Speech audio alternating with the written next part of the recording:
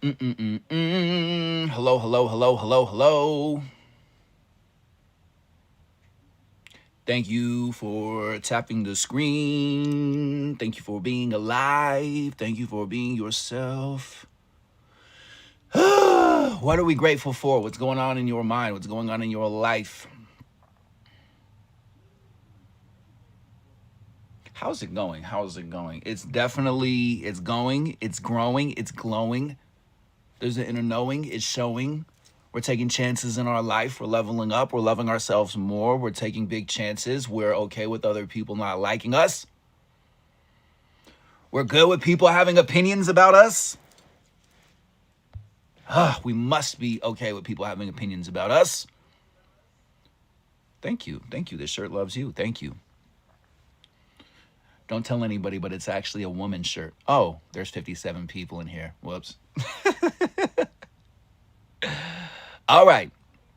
So, what's going on? What are you aware of? What are you checking in with? Where is your mind going to? How's your day been so far? How's your week been? What has been changing in your life? What patterns are you noticing? What is showing up? Okay? More awareness, more being yourself, more communication, more transparency, more balance, staying away from other people. Glad that it's a beautiful day. Love that. Okay, for those of you who just met me, my name is Nikki Scorpio. I'm the introvert that speaks up.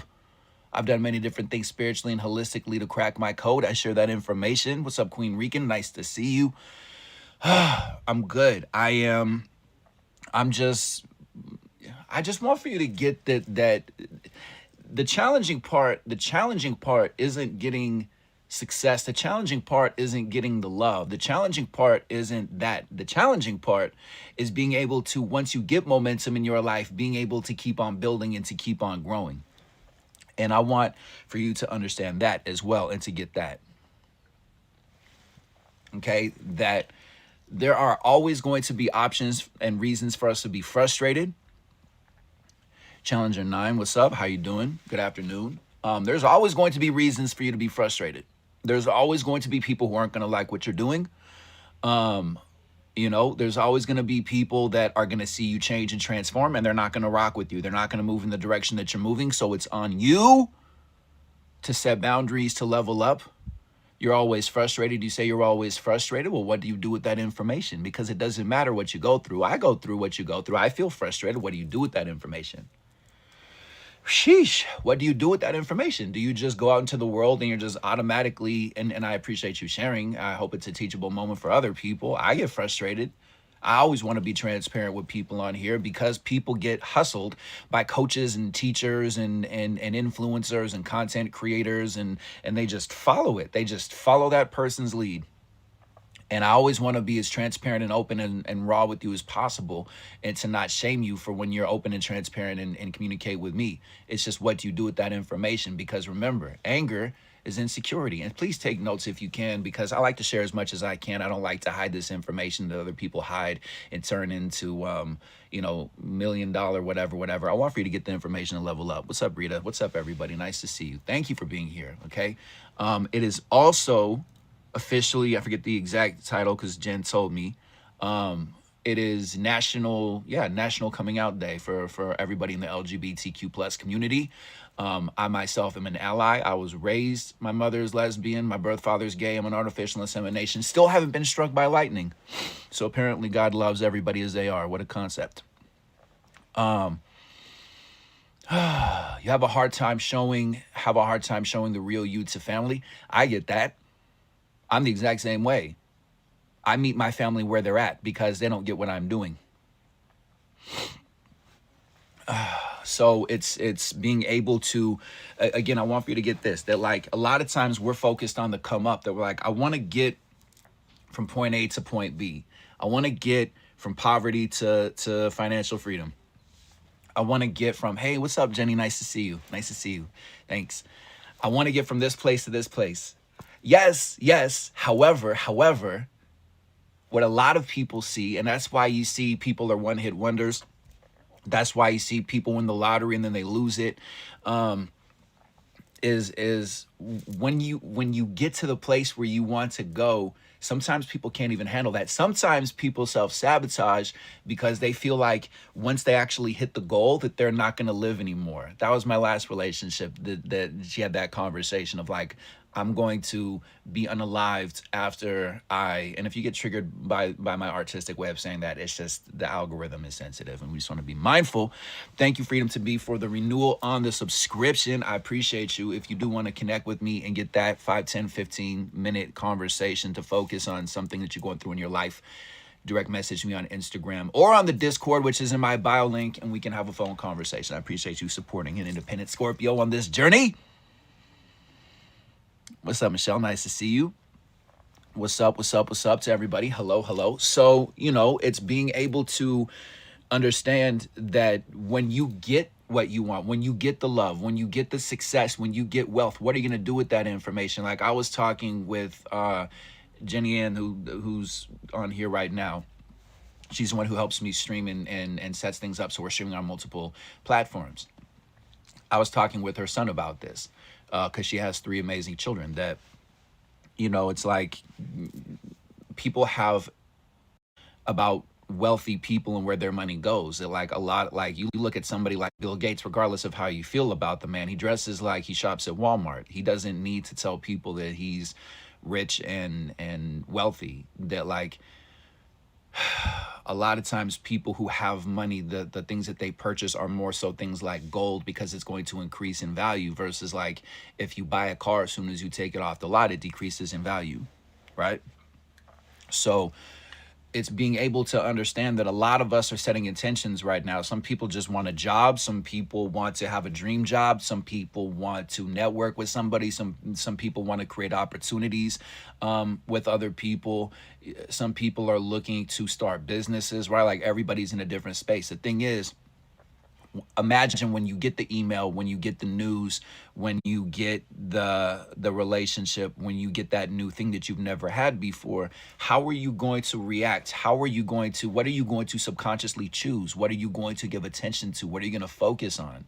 Right? Like sometimes people will get into a relationship and they want to tell everybody and they want to make this huge announcement, and then people come at them with fear and fear and fear and, oh, you're with that person and that person, and now that thing that you were excited about announcing, you don't get the reaction you want. Or you got the job, like when I had the job when I was in a poverty place, when I was really frustrated and really stressed out getting out of the abusive relationship, when I told my at the time relationship that I was getting a job working as a bathroom attendant, instead of like, oh, you're gonna build and you're gonna hustle and you're gonna get it and you're gonna grow, honey, I got the, ew, that's disgusting, that's embarrassing, I want to end this relationship. And I followed my intuition and did it anyway. Thank goodness I did, right? So when people don't meet your excited energy, when people don't meet your optimism, when people don't love or live or communicate the way that you do, when you get to that place, how are you going to react with that information? Because most people self-sabotage because by nature, human beings want to control everything. Why do you think that your relationship is messed up? Why do you think that you don't like your job? Why do you think that you don't like the opportunities that you have? Why do you think that is? The level for me of navigating around friendships and human beings right now is bonkers. Like I have people that want to be friends with me and then they see that I'm actually busy and doing things, and then they get annoyed that I'm not following up with them. And I'm like, I'm building 3 different businesses. I'm turning these live streams and building a community. I'm talking to people that don't want to be alive. I'm, like working on ways to level up financially, emotionally, spiritually, in all ways, shapes, and forms. Like I'm constantly learning and growing. And sometimes people just like the energy of who you are, right? Like sometimes people just like your energy. They just like your personality or something about you where you're a kind person or a caring person or have a good heart, right? But they don't know what to do with that information. They don't know how to treat a loving human being. Do you relate to that? Have you experienced that where like you're just unconditional love, nurture that, and they don't nourish that relationship and they don't thank you, they don't acknowledge you, they just expect for you to be the nice person? You definitely got to do the work. You choose to do the work. You want to do the work. Just recently, well, what do you do with that information? How can you communicate that you know your worth and know your value and know how you want to be treated? Or how can you be good with cutting people off? So for example, I'm making the announcement, like I'm letting people know on here, that I'm now officially in a relationship, that I'm in a relationship with Jen, with the moderator, with Jenny Ann. And the reason why I'm making that announcement is because I just I had somebody that's been on my live streams for a while that I really care about, that I see as a friend, who was telling me that they were frustrated by things in my life, that the only reason why they'd be frustrated is because they're attracted to me.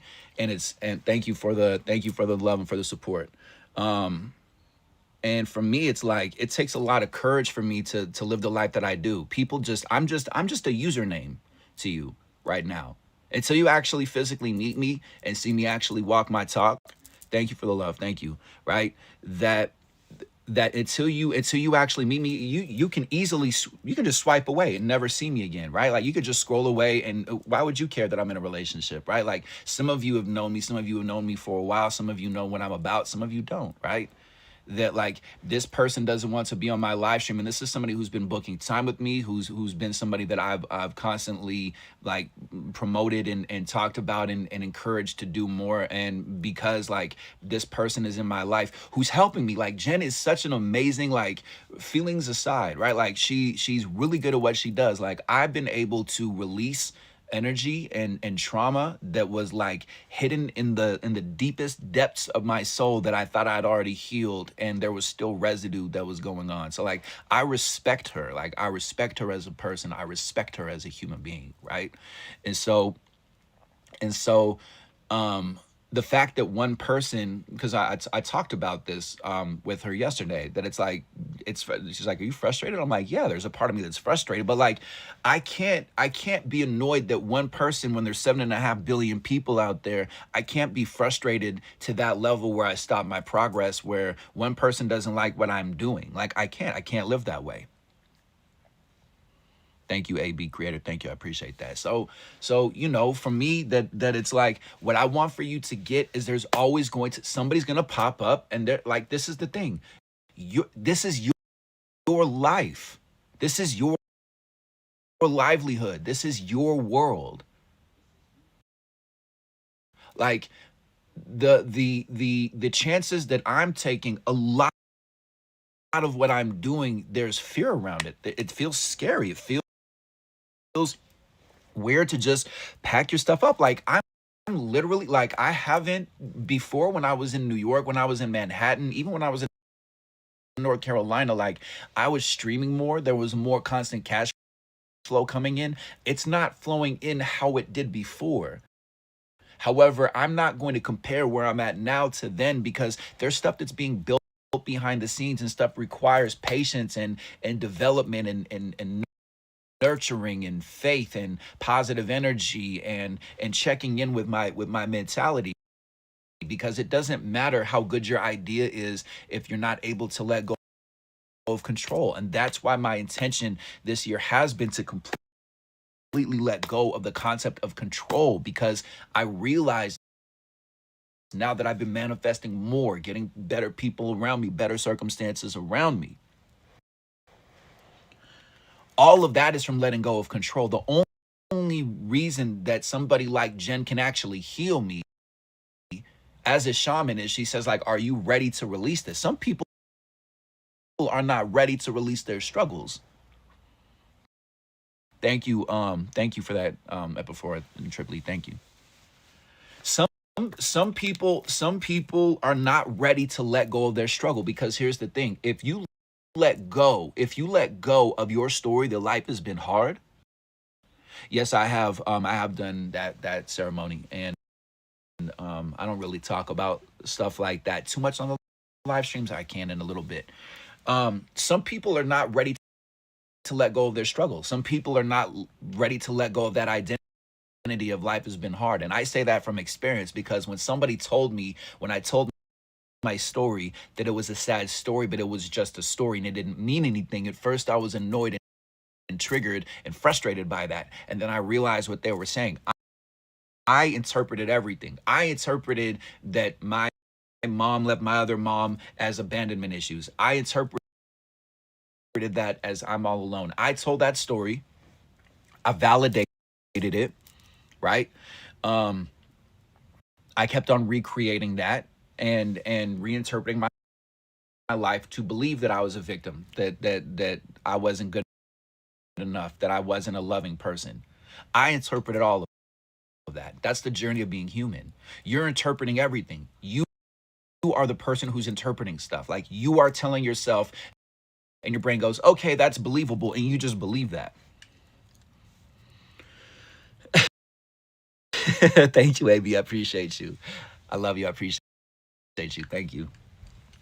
You know, like, I want for you to get that like my and I'm saying that from a space of like, I feel like I don't know how much you understand how much we're the same. It's just your story, the names, the dates, the interpretations, what you're working on is different than me. However, we both want love. We both want to feel seen. We want to feel heard. We want to be able to find a balance to live a good life so that we can know that we have significance in this world. And that shows up differently for all of us, right? That for me, like, I come from a good home. I like people, and what's interesting about my circumstances is, for example, again, it's National Coming Out Day. So, you know, shout out to everybody who is in the LGBTQ plus community, and for everybody who's never even had to worry about coming out and just being like, hey, like, I'm a loving person. I just want to love. Like, I grew up having a mom who identifies as lesbian. Like, that's not my that's her thing. I was just born into that world, right? So like, what can I do? For me, that's just natural. That's just a loving way of being.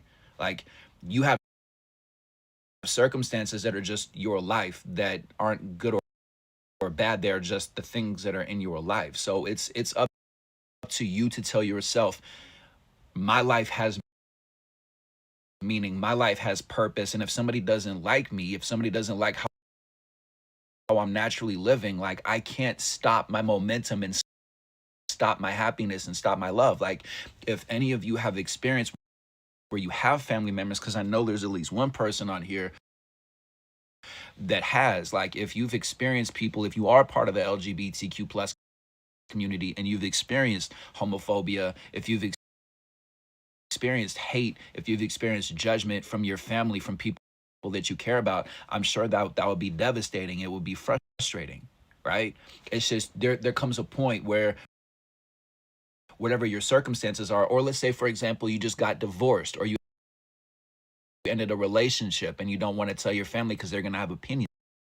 It's up to you to know at the very depths of your soul that you're doing the right thing. And people are either going to rock with you and love you or not. Like, I can't sit here and pretend like I just made an announcement that I'm in a relationship now, and there's nurturing and it's loving and it's different.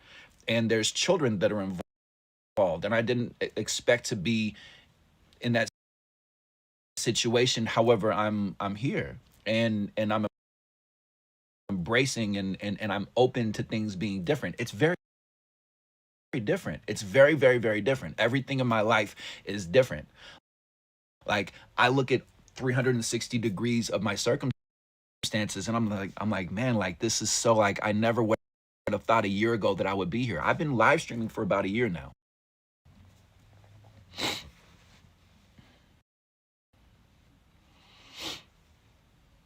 You know?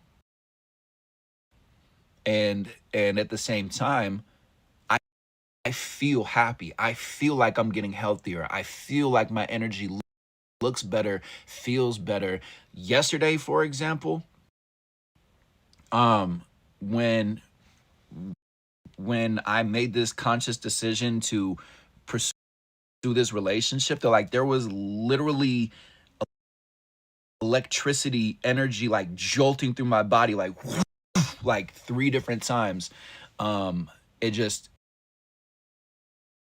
it was the weirdest feeling. I've never experienced that before. And it wasn't just one time. It was like I got a big level up because I'm telling you, I'm just another human being to you. Again, you can easily swipe away. You'll see another human and another human and another human. Like this whole entire journey for me, and I'm sharing that with you because I want for you to understand this, that it doesn't matter what your age is. It doesn't matter what you're pursuing, whether that's just being able to have peace. Like I just want to have peace. And I was talking with Jen about that the other day too. They're like, after all the work, after all the hustle, after all the building, I feel like what I'm doing is just, I just want to experience peace. Like my life has been so, there's been so many obstacles and so many challenges. And even on my worst day, I've had it better than a lot of other people. Right? Thank you for the love. Thank you for all of that. Thank you.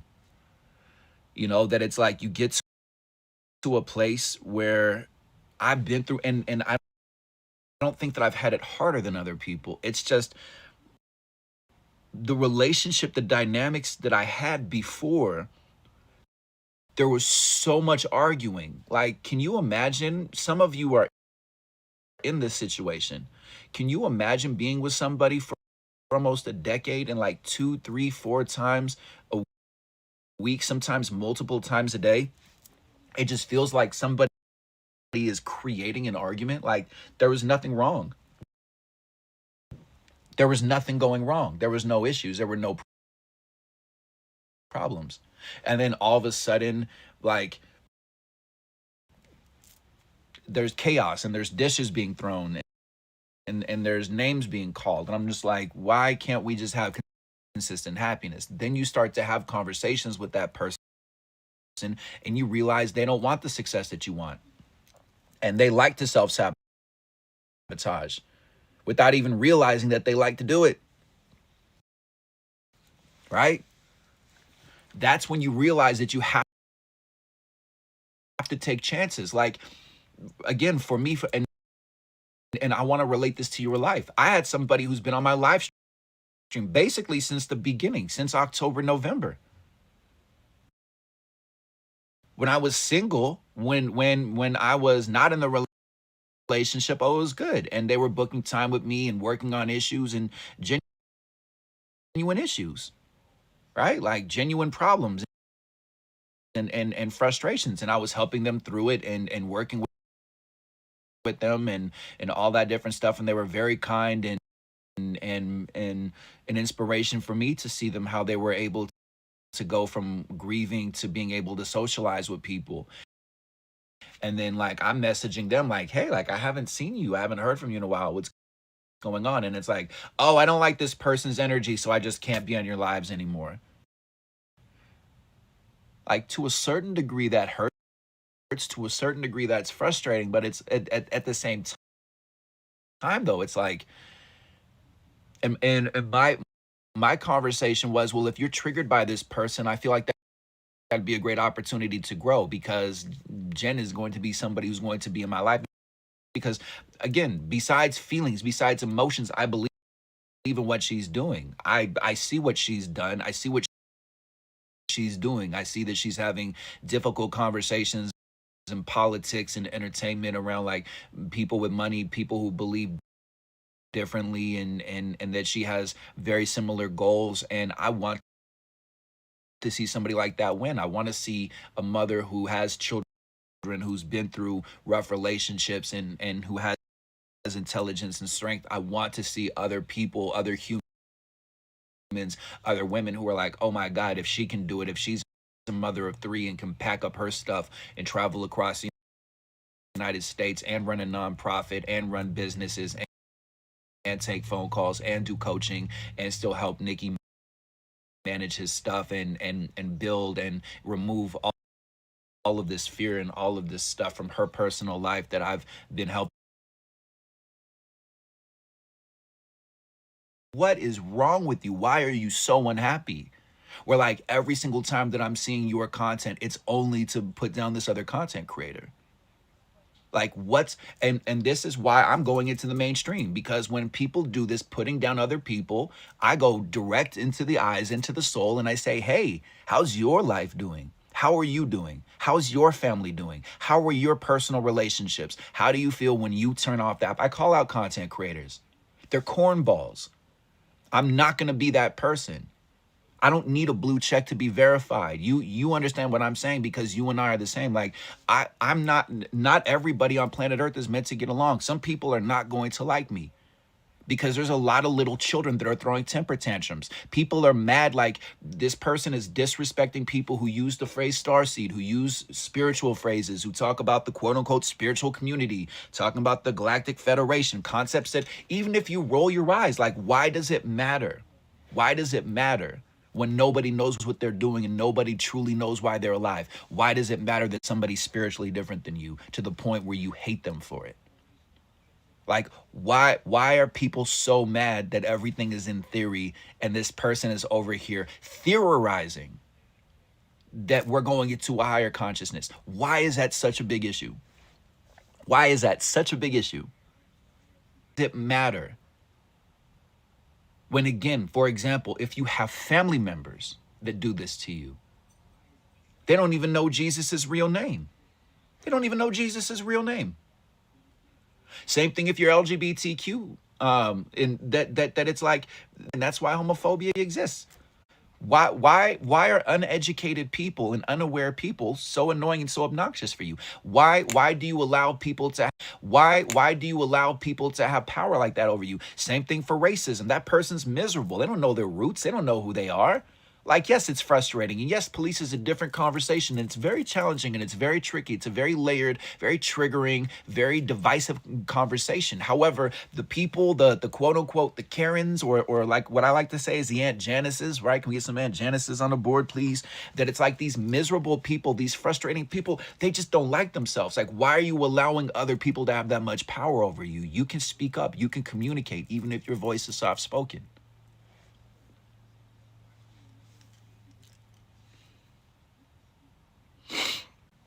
People are always going to have opinions about you. So it's your brother. I got you. What's up, Freedom to Be? Nice to see you. Thank you for rocking with me. Thank you. I appreciate you. Right? If it's your brother, then you love them from a distance. And then you can write a letter to them. You can communicate with them over phone. You can send a text message. You can say things like, I want to have an uncomfortable conversation with you so that we can figure out how we can be a loving family. Like, he's just, everything in his life is miserable and broken and frustrating and poverty and just like processed foods over and over and over and over and over again. Like, this man lives off of, if you eat Kraft macaroni and cheese and give your kids Kraft macaroni and cheese, that stuff is linked to cancer. Like, you need to stop eating that stuff. It's trash. It's garbage, right? Like, people in my life, like I'm okay with other people live. Like, I don't need, this is the thing that people in my family, and I don't think, maybe you don't understand, I don't need for people to live my way. I have people in my life that are atheists. I have people that are Democratic, Republican, nonpartisan, politicians, hate the political system. I have friends from all different walks of life, janitors, millionaires, billionaires, models, like managers of grocery stores, moms, dads. Like, I genuinely do not care what you do for a living. I care how you treat people. I care how you treat people who cannot benefit you. I care how you treat the waiter, the waitress, the janitor, the person who works at the front. I care how you speak to yourself. I care the impact that you make in humanity. I care how you treat people and how you speak to yourself when nobody's looking. Other than that, I really don't care how many followers you have. I don't care what your bank account says. There's good people and there's others everywhere. Period. It does not impress me. It does not impress me. And I don't judge people who are rich, because you'd be surprised how many angelic, amazing, powerful, beautiful, attractive people who have money who won't judge you, and you think that they would. You become insecure because you think they're going to judge your outfit because you got it from Walmart or whatever, some discount store, or because like you're on food stamps. You think that people who have money are going to judge you? Please. They're craving your authenticity. They wish they had people like you around because you don't fall for the trap. Please. Am I right or am I right? Come on, somebody else has to understand what I'm talking about. You know it's true.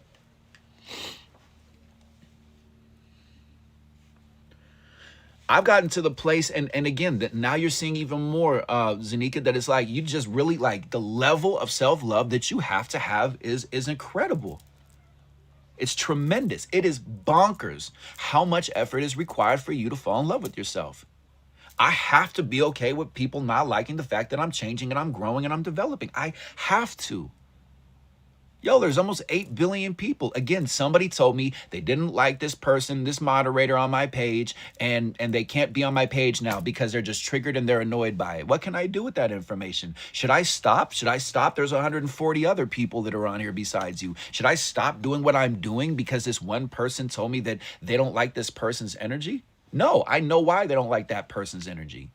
Because they're not being transparent with me. They're not being honorable with me. What can I do with that information? I can't stop because one person has an opinion about me. And if your mom, your dad, your brother, your sister, your relationship has an opinion about you and doesn't like what you're doing, you shouldn't be stopping what you're doing for them. And if you are stopping, your purpose in your life is not big enough. You're not serving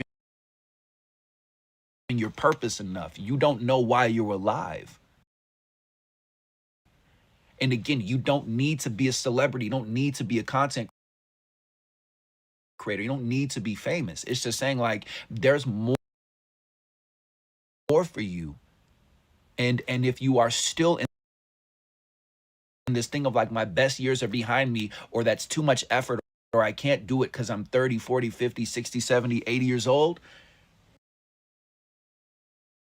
then why on earth do you think anybody else is going to give you an opportunity when you're constantly putting yourself down?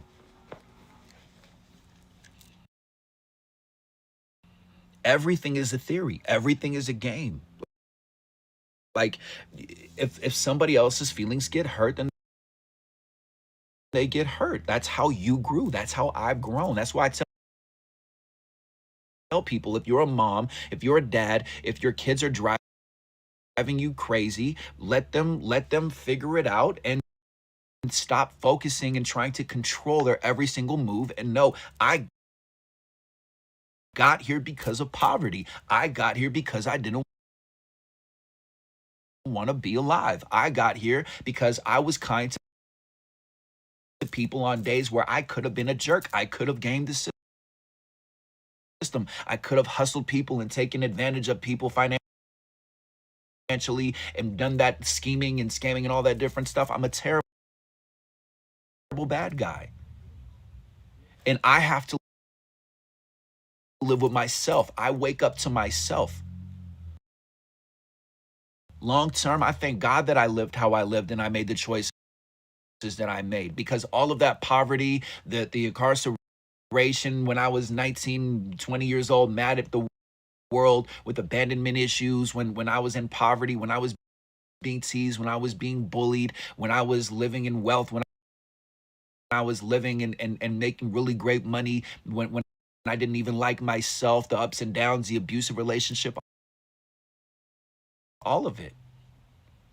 It's a book, it's a story, and you're caught up because other people are reading your story and looking at your story and they eyeball you. They just look at you. They just live in your story and they say one little thing and you lose all of your power for that. And I'm here to tell you, like, you believing in yourself is a necessity for life right now, because everything on planet Earth is supply and demand.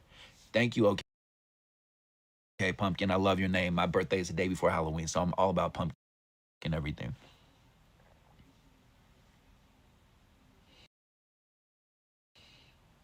You must be courageously, unconditionally in love with yourself.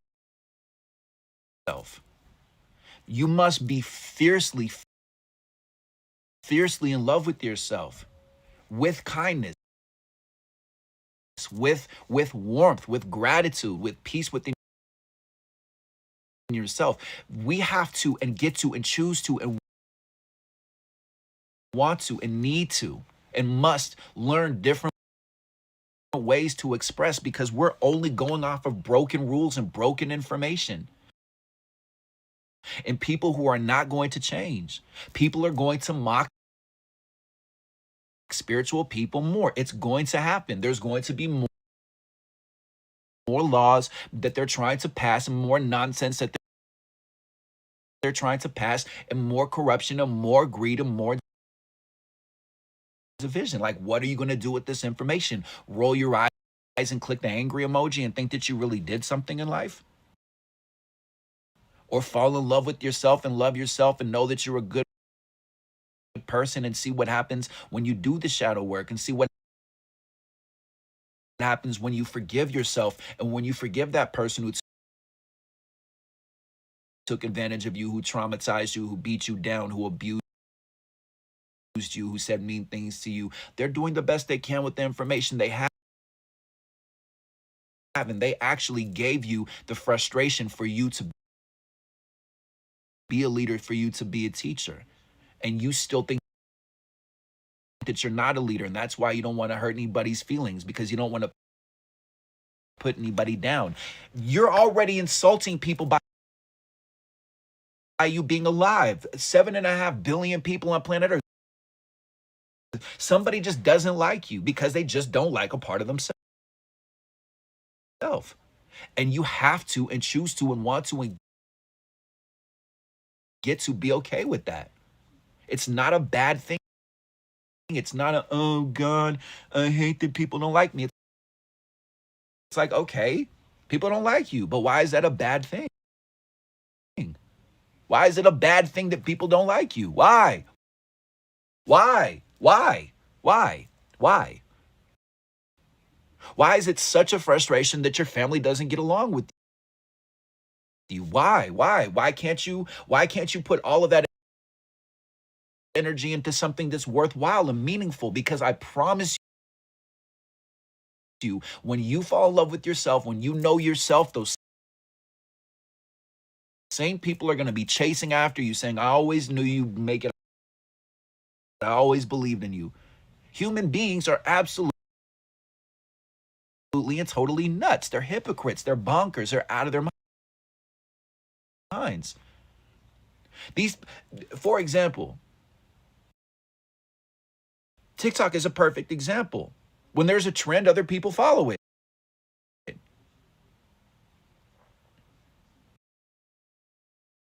Literally, if I posted a video and it had 2 million views or 2 billion views, right? And I was hitting my head against the wall and saying, ow, this hurts, I need a doctor. I guarantee you somebody else is going to hit their head against the wall and say, ow, I need a doctor, follow me for more. I guarantee you. And your family does the exact same thing, and society does the exact same thing. The more you know who you are, you're the ripple, you're the butterfly effect, you're the ocean, you're the ripple. And you discredit yourself and you minimalize yourself. And I want to know why. Why you think that somebody in a business suit doesn't relate to you saying, I feel unheard and unseen? Why you think that that woman who looks attractive doesn't relate to you feeling insecure?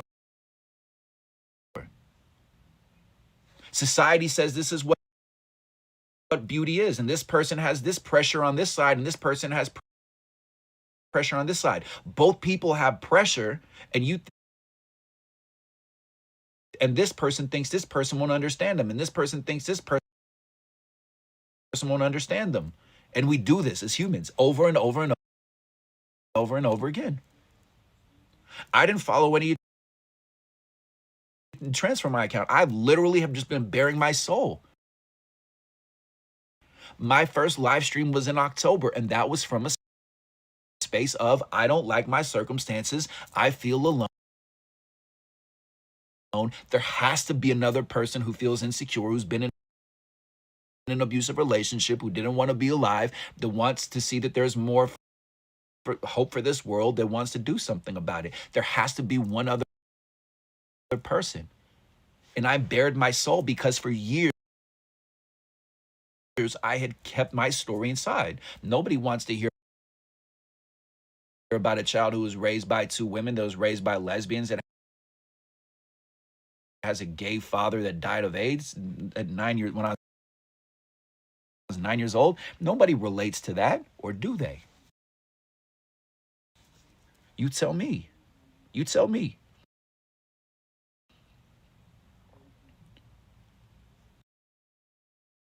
It's not cool for a man to talk about that he was bullied and teased. Have you seen some of these trolls on here? They're like, look at you complaining about your life. And I'm like, who says I'm complaining? I'm relating.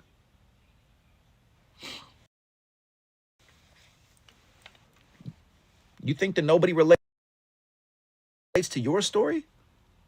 Let people not like you. Be okay with that. Be good with that. And just know that you're loved. The only reason why I got here, why I was able to transform myself is from like seeing the reaction that vulnerability had in my life. It's played a major role in my life, realizing I'm like, I cannot believe how hard society promotes and markets and advertises. Nobody's going to understand you. Nobody's going to know you. You cannot show people that you're unattractive. You always have to be on. You always have to be likable. Even if people don't like you, you have family members that have made up their mind about you for decades, and you still are insecure and get frustrated around them, versus being like, I know who I am and I'm going to turn this into a game. Thank you, Gufieka. Thank you. Like, I was talking about this the other day. Like, you can turn your life into a game. You can turn like somebody puts down. Thank you, Triply. Thank you. I do have an ebook available. It's on my bio link. If you want to learn about setting boundaries, check it out. It's powerful. I'm good at what I do. And that's from somebody who wasn't taught about boundaries. My mom said that she taught me boundaries. I'm like, not consciously. There wasn't a conscious conversation about this is what a boundary is. People associate boundaries with boring stuff. What are you going to do? What are you going to do? How are you going to speak to yourself? How are you going to speak to yourself moving forward? What's your belief when you get the success that you want? Are you going to be able to let go of control when you get the level up, the raise, the promotion, the new love, the new friendship, the new opportunity, the new home? Are you going to be able to let go of control? Because every time that you level up, every time that you step into a new unknown, there is information that you don't have, that you have never had. There's a perspective that you've never had. This is land. This is a moment. This is a feeling. This is a level of love, of opportunity, of hope you've never experienced before. Every single time that you do something you've never done before. So how much can you let go of control and be okay with bearing your soul and trusting that intuitively you know what you're doing? And if life feels like it's crumbling and you feel like you're letting go of stuff and it's like, I'm barely hanging on. Do you feel like you're barely hanging on? Well, guess what? Let go, baby. Let go. Let go. Let go. Thank you, Vale. I appreciate you. What are you going to do? What are you going to do? Let go. Let go of all of it. Let go of all the pressure you put on yourself. Your life is supposed to be enjoyable. You're supposed to feel pain and learn from it. We love the pain. We love the sadness. We love the devastation. Why? Because when we cross over, it doesn't exist. Your loved one isn't struggling on the other side that you're grieving. They're healthy. They don't know what pain is. They don't know what sadness is. It doesn't occur to them. It doesn't happen. Hey, Kimber, nice to see you. Like, it's healthy. It's natural for you to grieve. We miss having that kind of emotional reaction and that connection. You have infinite possibilities. There are people in your community, in your neighborhood, in your life who've gone through the exact same thing as you and handled it very differently. That's why I love life, because the greatest thing about being alive is you can believe whatever you want to. Do you get what I'm saying? You can believe whatever you want to. You don't have to believe things that other people are telling you to because you love them and don't want to hurt their feelings. You can know that your minimum wage job or your trailer or your mansion or your wherever, however you are living, your middle class, your upper middle class, your working class, your life, your job, your career, your relationship ending, your poverty, your nice clothes, your terrible clothes, your fat, your skinny, your black, your white, your life, your skin, your DNA, everything is working in the favor of taking you to where you're meant to go, and it's going to be the greatest, and people are going to relate to you, and other people are going to have opinions, and so on and so forth. You can do whatever belief you want to. The strongest thing you have is your belief. The strongest thing you have is your belief. It's not cheesy. Unroll your eyes. You're just used to chaos. You're used to struggling. You're used to telling people, hi, how are you doing? You're fine. You're used to being the covert narcissist who goes around people and says, I'm a spiritual person, and then you attack other people if they don't follow your beliefs. You're used to just having anger and frustration. And the reason why it's so easy for you to react with anger, with frustration, with wanting for other people to feel the hurt that you feel is because there is a void. You don't know your culture. You don't know your roots. You don't know who you are at the very depth. You don't know your power. You've been hustled. You've been programmed by society. They taught you what a woman is, what a man is, what a relationship is, what a girl wants, what a girl needs. I'm all you ever wanted. I'm all you ever needed, blah, blah, blah, so on and so forth. All those lovely lyrics and all this different stuff. The very fact that you're so desperate for a relationship and for a ring. The whole concept of a ring from a marriage was a marketing tactic that they used. The concept of all these different things are just theories, and you put life and death pressure on yourself when you're not meeting society's standards, when nobody's capable of about being honest with their true feelings. When they say, hi, how are you doing?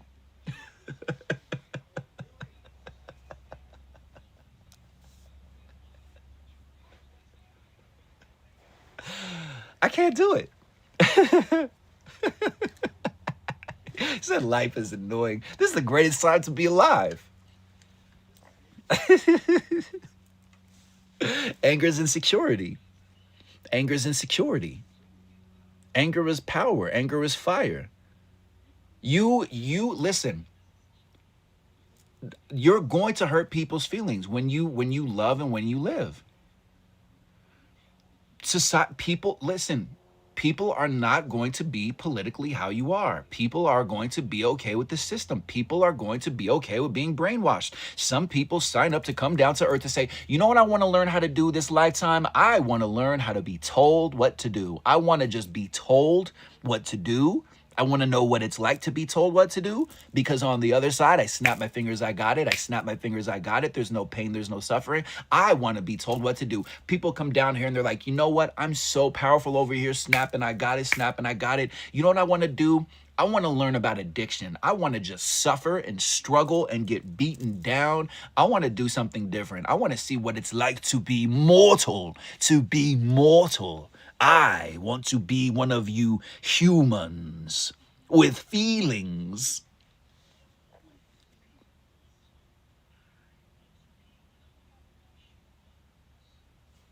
I refuse to be miserable.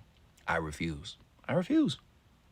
I like where I'm at right now. I never thought I would be at this place. Like, I always had an understanding that there was more for me. I just didn't know it was gonna be on TikTok, man. Like, I'm totally good. You see how I am with the trolls? I'll hang out with the trolls. We can have gluten-free, non-dairy, oxygen infused, whatever, 20% more lemon, pH 8, whatever, like mimosas, okay? I love hanging out with trolls. I love hanging out with people who roll their eyes and don't like what I'm doing. I love it. I love it. I used to hate it. I used to be very, very, very insecure. The abusive relationship that I was in was the masterclass for me to be around narcissistic and abusive people and to realize, like, kid, you got it twisted if you think that people are all just gonna one day wake up and be like, look at you building, look at you growing, look at you going, look at you leveling up. Nope, nope, nope.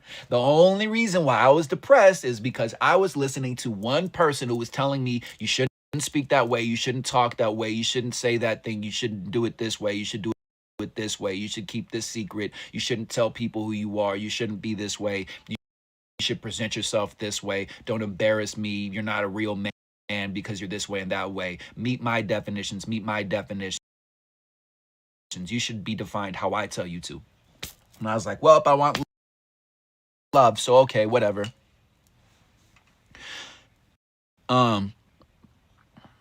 Pila Papaya Cubana. Word, that's what's up. Love that name. Yes, absolutely. That's a masterclass. That's a masterclass. Yeah, of course. Of course. That's how life works. We have the free will to be able to choose whatever we want to. My lovely chapstick. Right? We have free will.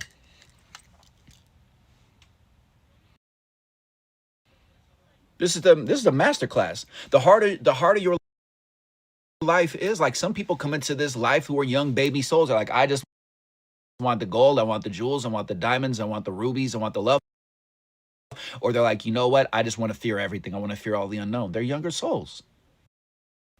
That's why I don't care when people mock spirituality and mock star seeds and mock channel messages and mock all these different spiritual conversations and concepts and stuff like that. I'm like, this person just they're a child. Like they just don't know. Like they just don't have the information. Like people are mocking the ascension. I'm like, you didn't have the dreams. Don't be mad because you didn't get shown who you are or whatever. Like don't be mad because you just don't know. Like you just don't know. Like you're just not aware. Right? Like you're powerful. Your family members are tests. Your family members are teachers. Yes, sometimes some of us have loving relationships. You're saying what I try to put into words and it's refreshing because it gives me courage. Thank you. Like, yes, some people do have loving moms and dads and sisters and brothers, and that's their experience. Some of us don't. The people that are teachers, that are healers, that are meant to do something big, they're the empaths, that are the light workers, however you want to phrase it. Like my friend Shaman Durek says, Durek, look him up. He's amazing. If you don't know, his podcast has meditations. His perspective is fascinating, and he's a Scorpio too, so obviously he's amazing. Right? It's like he can coach and work and heal and teach people about addiction because he had major addiction when he was younger. People have decided you're nuts because you're ascending, but how are they doing? Oh, fine. How are you?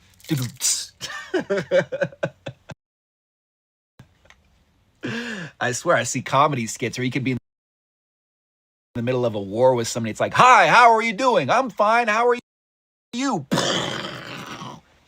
Asteroid falling from the sky. In the news today, there's an asteroid the size of the planet. It's going to destroy the planet. Earth is basically done. And now here's Bob with the sports. Bob, take it away. Bob, hi, how are you doing? I'm fine. How are you?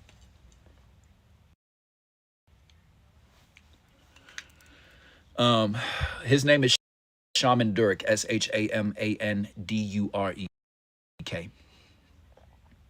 Thank you, Ashley. Shell, you should absolutely be friends with Words and Gold because she's great. Thank you, sweet Aussie. I appreciate you. Thank you. I just want for you to see if you are point if you are point. I'm glad you get my humor. It means a lot to me. It's 1, 2, 3, 4 o'clock. I just want for you to understand, like if you don't like your circumstances, it doesn't make sense of how much power you're giving to other people. And again, let me remind you of how I work, of how I operate. If I'm frustrated, this is how I hold myself accountable. This is how I keep my momentum, how I keep my energy. Okay? If I don't like something, I do something about it. I'm going to do something about it. If I don't like something, I'm going to do something about it. If I'm not going to do something about it, I'm not going to be frustrated by it. I'm not going to share the article. I'm going to actually do something about it. And what I mean by that, so for example, if you don't like how politics are, that you can create a society where people are politics and interfaith, and you can do that, and you can create content to connect people. That's what I'm doing. There's people that are on the right side, that are on the left side, that are on the middle side, that are on the entire everything, that are all over the place, that are in here right now. That if you saw some of their videos, you'd be like, ew, that's disgusting. I can't believe this person likes this president or likes that politician or lives that way or likes that way. But you don't know their story. You don't know why they believe that way. You don't know who taught them. You don't know what their pain is, and you don't understand how connected you are to that person that you don't like. You think because that person has a man-made, human-made theory of what life is, and yours doesn't agree, that you're enemies. Thank you. Thank you, Mandy. I appreciate you. You think because somebody dresses differently than you, because somebody doesn't moisturize as much, or because they don't meet your physical appearance looks, that they're not your people. And then you have all these narcissistic friends who look really attractive and really polished and really moisturized, who just don't get you, who mock you, who tease you, who talk trash about their other friends behind the scenes, or you don't come from that place, and you look at people like that, you're like, ugh, how pathetic. But you don't understand that person is craving your kind of love and doesn't know that you're out there until you put yourself out there.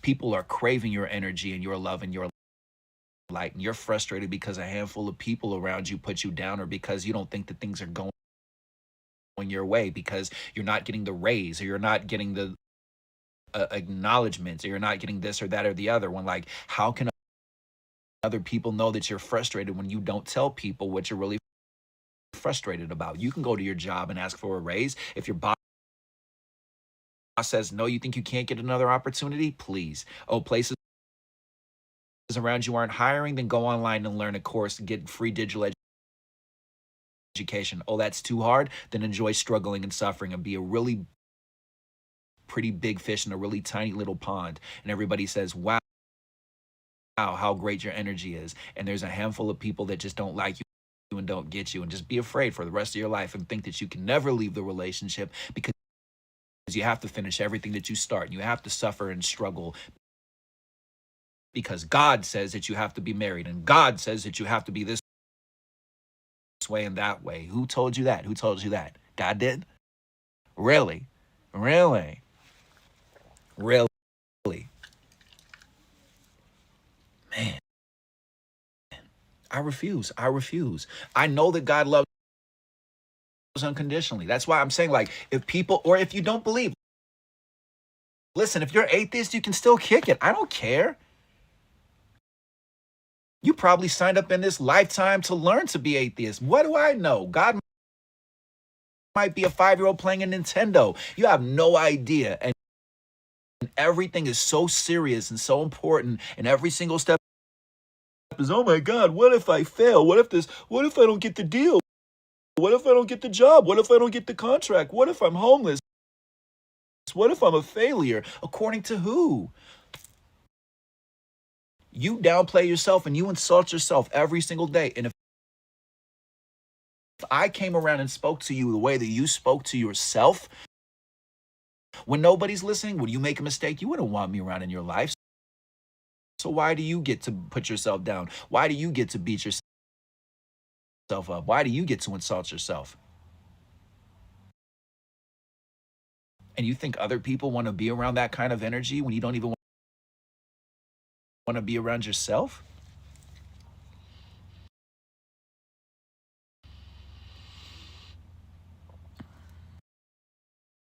What if, even if you shift your mindset, that doesn't change the physical circumstances? Then you got to speak up more. How many other people relate to this conversation? Her wholehearted. Like, you have to, you get to, you choose to. Aren't you starting to realize that? I have to speak up more. I have to love myself more. I have to do more for myself. I have to encourage myself more. I have to do more meditation. I have to do more breath work. I have to set more boundaries. Oh my God, are you kidding me? I have to be more self-centered. Are you serious?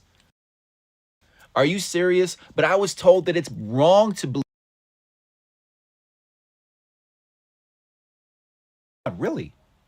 And again, if you don't believe in goddess, then you need to go read the original version of the Bible because goddess was in the Bible. Ah, don't tell me to critically think. I can't do that. I must be told what to do. I must be told what to do.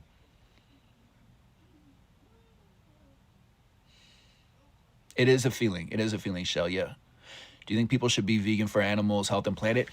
I think I think that's a very layered, very complicated conversation. I definitely think, first of all, if you're vegan, please make sure that you're taking collagen because otherwise you're missing out on stuff for your bones and joints. And find out what supplements and vitamins you should be taking because there's a lot of people that are vegan that don't understand that they're going to have really weak and frail bones because they're not getting certain things that come from eating meat.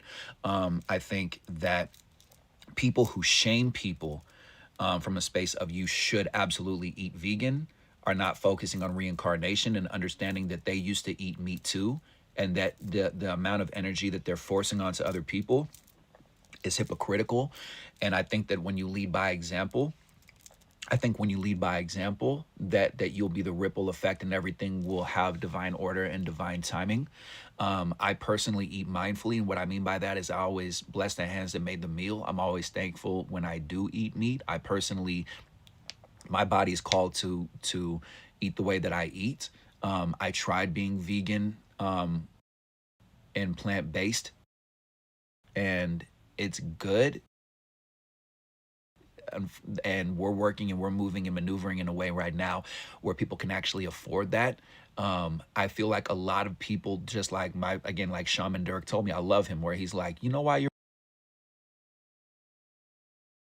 really angry? He's like, you hate the process of humanity because you know what's possible, and you just need to let humans be humans and just let them be and let them eat their processed foods and let them live and let them love and let them make mistakes and let them judge and let them overreact and just know that there's nothing wrong with it, that it's all divine order in the chaos. I would just say lead by example. I would say lead by example. I would say show me what love is.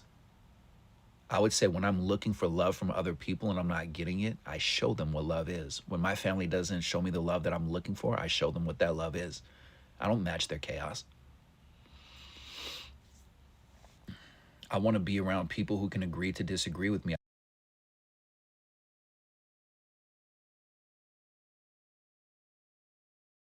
I want to be around people that can hold me accountable. I want to be around people who celebrate me. I don't want to be right all the time.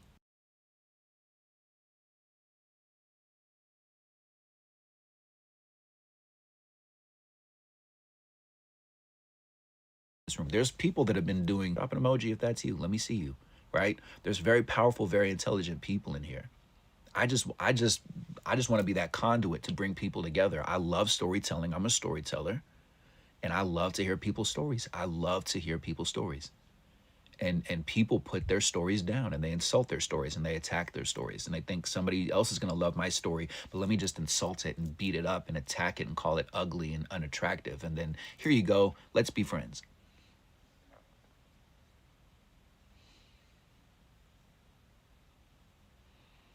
The question somebody asked before was, do you think that everybody on earth should be vegan? I think we're going to eventually get to a place where people are plant-based. I think that's going to be in another lifetime.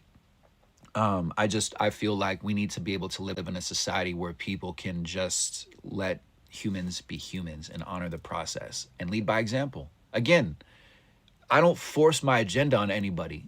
I lead by example. Like, you either rock with me or you don't get me. There's no middle ground. How does the live help me? Hey, what's up, four-wheel drive Jeep dude? What's up? Nice to see you again. Appreciate you. This is therapy for me.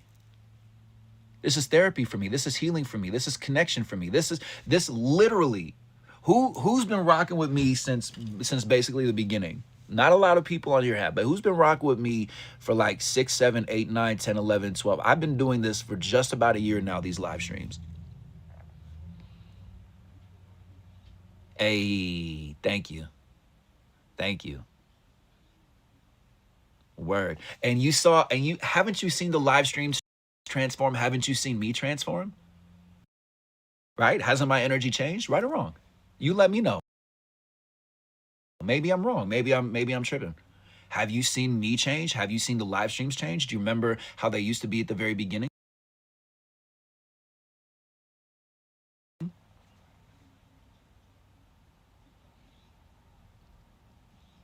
This genuinely makes me happy.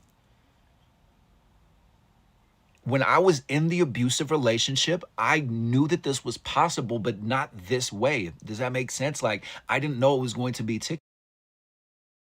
need therapy. Mimosas? Are we just hanging out like Sex in the City? Like, what are we doing right now? Like, we're just hanging out, we're friends, we're talking about our days and just like, hey, what's going on? Or we're gonna talk about the fact that you're throwing dishes at me and attacking my masculinity and like completely and totally attacking my character when nobody's around, and then you go in front of other people and put on a smiley face. We're not gonna talk about that. Got you. Okay, your money. This is healing for me. When I see people who say that they don't want to be alive, when I see people send me a comment on my messages and say like, I got out of a abusive relationship that was 27 years of abuse, like that's everything. When I see somebody who's grieving the loss of their child, saying like, I'm learning to love again and I'm picking myself up. When I see somebody who's like, yo, like I'm young and my family's narcissistic and I feel like I don't have anybody, it heals my soul. That reminds me that the greatest thing to be is yourself. Everybody's telling you how to live and nobody knows what they're doing. It lets me know that people actually want rawness and people want authenticity and people want to be able to say, I'm not okay. And people want to take off the beauty filters and all that different stuff and just be. I love that. This is everything for me. Do you know how healing this is from somebody who I legitimately did not want to be alive when I was in that relationship? And I was really good at putting on a smile and putting on a front and putting on a fake, like just being optimistic, just like the very like existence of my soul. The only reason why I'm still here is my spirit. Otherwise, I would have been long gone if it wasn't for this deep and profound feeling of there has to be more to this. This turned into I was coaching and teaching and offering perspective before TikTok. Yes, this has helped me continue to keep on going. You know, this for me, the fact that and the cool thing is other people are becoming friends on here because of these live streams. Thank you, Queen. Thank you for the gifts. Thank you for the gifts. For real. Thank you. Thank you. Thank you for supporting me. I respect your time. I respect your energy. I know that you're hurting. I know that there's frustration. I know that they were like, when's the next thing going to happen? Thank you, Freedom to Be. I appreciate you. Thank you. And I'm going to keep on growing and I'm going to keep on leveling up and I'm going to keep on taking chances. And it's going to change and it's going to be different and it's going to keep on transforming. And for me, I must and choose to let go of control, of controlling the time that I stream, controlling the way that this shows up, controlling the progress of stuff. Some people are going to rock with me, some people aren't. Some people are going to get what I'm doing, some people aren't. For example, I'm changing the structure of the one-on-ones on the I'm going to have a course so that people can actually learn it and it's affordable. And I'm going to be charging more for the one-on-ones soon. Soon I'm going to. Soon I'm going to. And I'm doing that because other people aren't going to pay me thousands of dollars right now and invest in me right now. People aren't going to get me to where I need to go. It's on me to take that chance right now and to keep on building and to send out emails and to ask for help and to find different ways to level up, because I want to take this all the way to the mainstream. I want to bring shamanism to the mainstream. I want to bring reincarnation to the mainstream. I want to tell women that you're not a bad person if you've had an abortion or a miscarriage. That soul wasn't ready to come down and you need to do your homework and research on ancient wisdom and how life works. And if people don't like me, I'm going to be okay with them. In the same way, when Jen came to pick me up from Nevada, where I'm currently staying, when I went into Washington, D.C., I talked to politicians. I looked at them in the eyes and I was like, oh, this is like Hollywood. Some of these people want to see me and some people don't. Ooh, I love this. I should get more involved in politics, right? Like maybe that's my calling. I don't know. Whatever I'm going to do, I'm going to be fluid and I'm going to go all the way into the mainstream, into the radio, into televisions, into people's subconscious minds and say, you know what you're doing, love yourself more, let other people have opinions about you. The one thing that connects us is vulnerability, and it's the one thing they tell us to never talk about, that divine feminine should be all the way in the forefront, that women create life, that in other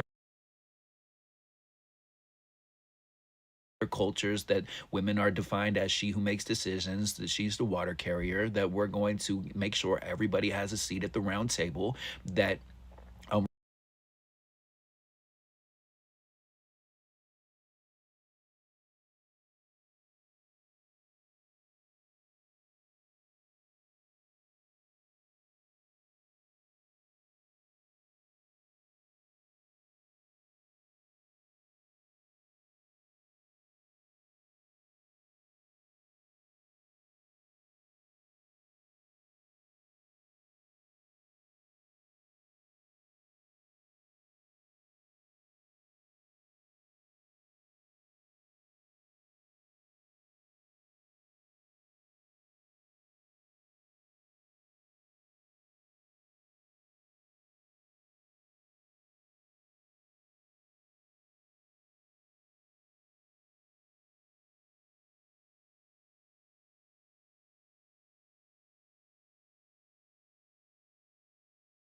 I can have conversations with people who completely and totally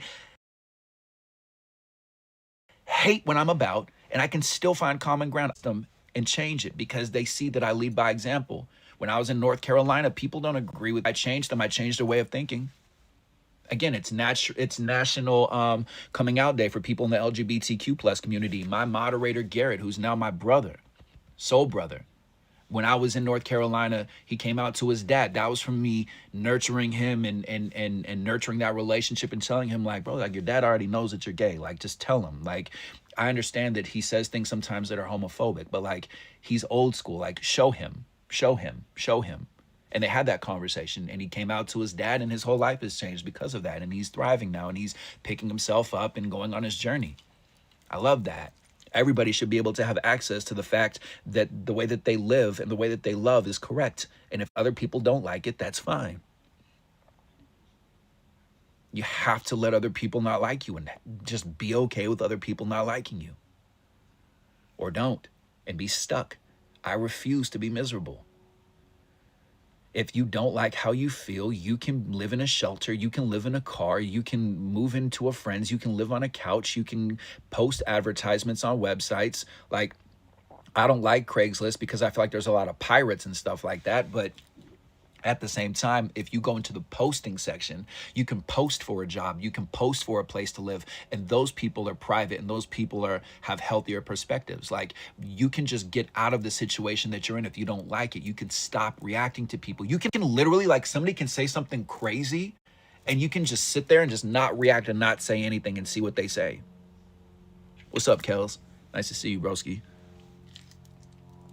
That's another person. If you're an introvert, you should be following Kels and see what it's like to be around an introvert and pick up on that energy. Because I'm an introvert, or be around an extrovert, I should say. He's an extrovert. You'd be surprised how much of an introvert I am. Right, Coco, exactly. Yeah, you can absolutely just not react. You can just not react. You can just not respond to people. It's amazing. You have so many different options in life. So my question for you today, the thought that I'm talking about today, is to say, when you get the success, when you get the love, when you get the peace, when you get the prosperity, when you get the new promotion, when you fall in love, when you get into the new relationship, have you actually thought what's going to happen when that person thinks differently than you, when your boss, when your coworkers, when strangers, acquaintances, friends, families, loved ones change their perspective on you, change their communication, when life's plans change? Are you going to be able to be fluid and adapt? Or are you going to be frustrated and say, see, there it is again, I'm not loved, I'm not wanted, nothing ever works out for me?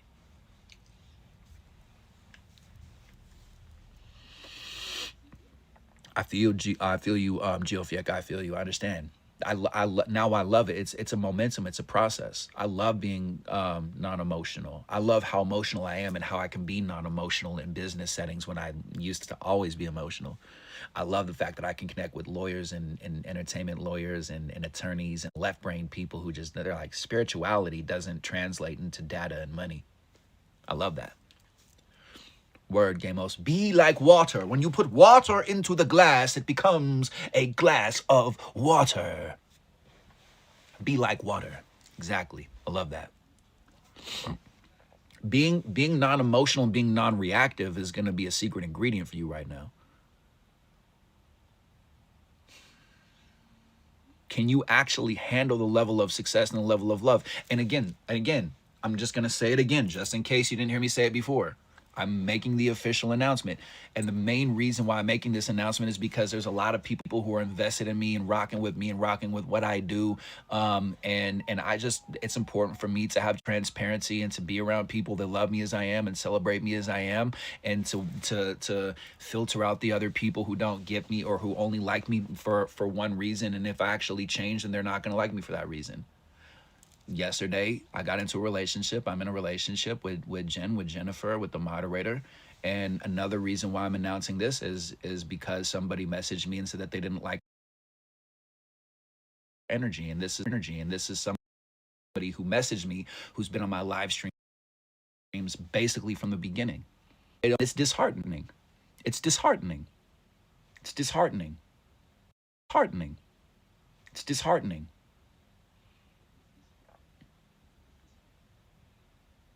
I'm taking major chances and I'm doing big things in the name of love for everybody to have love. And this one human being has to control everything in their circumstances. So I can't feel guilty. Thank you for the love. Thank you for the congratulations.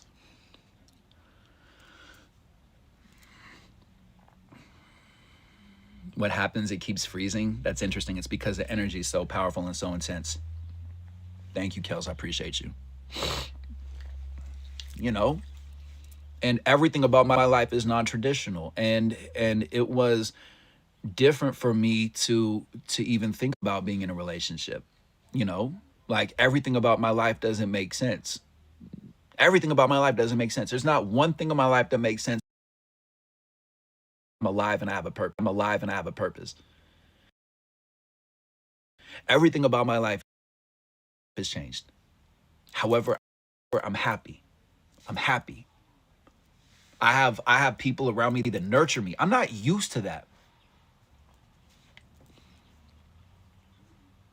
You heard something about a moderator and a message and bad energy. Yeah, it's just I was making that announcement that I'm in that relationship with Jen, and part of the reason, besides the fact that we talked a lot about your last relationship, you know, and that got me thinking. I was like, yeah, like I should definitely, you know, I don't like to talk about personal stuff sometimes as far as like my relationship. Get the wrong impression when they're on here, and there's like I don't know where people are going. Like there's like when like we're building something really powerful, and I want to be around people that have unconditional love. I want to be around people who are really rocking with me, you know. And again, I had this one person, and this person has given me a lot of, this other person who didn't like the fact that Jen is my moderator and doing what she's doing, and she's so good, yo, so good at what she does, so good at what she does, like real deal, real deal. This other person who doesn't like her energy, has been on my live stream since the jump,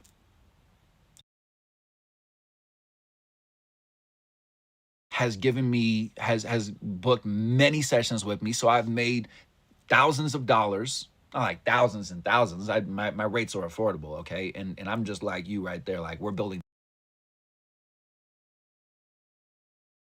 together, trust me. Okay? But this person has invested a lot of time, a lot of energy with me. And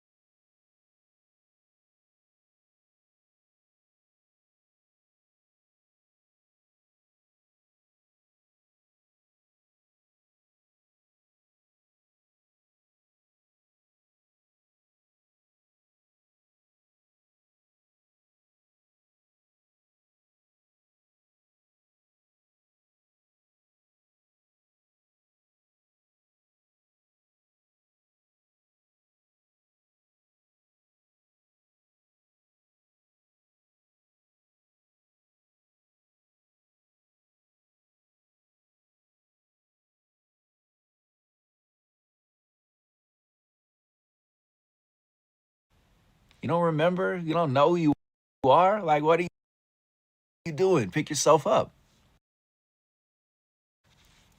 All right? They like what they see. Why do you think people look at you? They like what they see. And you're over here putting yourself down, putting your hair down, putting your ears, your eyes, your teeth, your mouth, your smile, putting yourself down.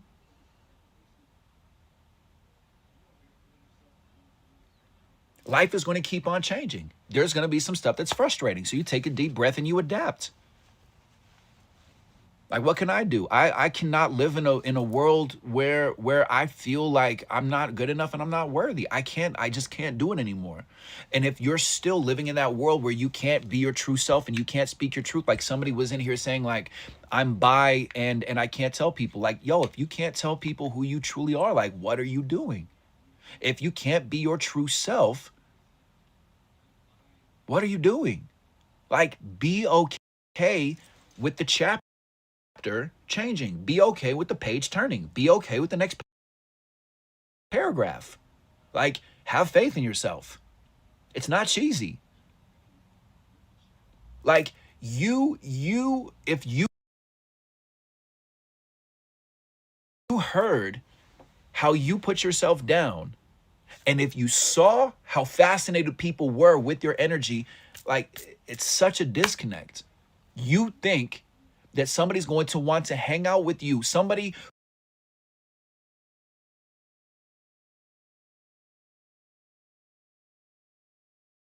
give you that level of love when you don't even believe deep down inside that you're worth that by yourself. Can you be in solitude? Can you be okay with the fact that you're like, I've been alone for so long? You're still not learning the lesson then. Yes, Shell, absolutely. No more down talking. Like, nobody, this is the triggering. Like, come on, are you serious? Nobody wants to be around a victim except for victim. Nobody wants to be around that you want to be around. Again, if you're struggling, if you're suffering, which again, if you've been on the live streams, you know that there's no such thing as struggling or suffering. And it's just, I'm having a human conversation with you. If you're communicating with me, if you walk up to me and you say, hey man, my life is really hard, I would have a conversation with you. The reason why I don't apologize or say I'm sorry to hear that is because I think that's exciting. I think that's where all the gold comes from, right? Like, I didn't get to this place because once upon a time, everything in my life was perfect and everything worked out at the end. Thanks for playing life. Everybody should just stop struggling. And my life has been perfect. Nothing hard has ever happened in my life. I just feel like, people should do better. That's why I live stream. No, I got to this place from difficult conversations, from frustration, from poverty, from not wanting to be alive, from the abusive relationship, from insecurity, from bullying. But what I'm saying to you is, when I was working as a bathroom attendant, people were literally like, why, like, how are you making this job look cool? I'm like, because I'm doing it. And that was the only way that I could pick myself up, because it is, I almost cursed because I like to keep this family. It is annoying.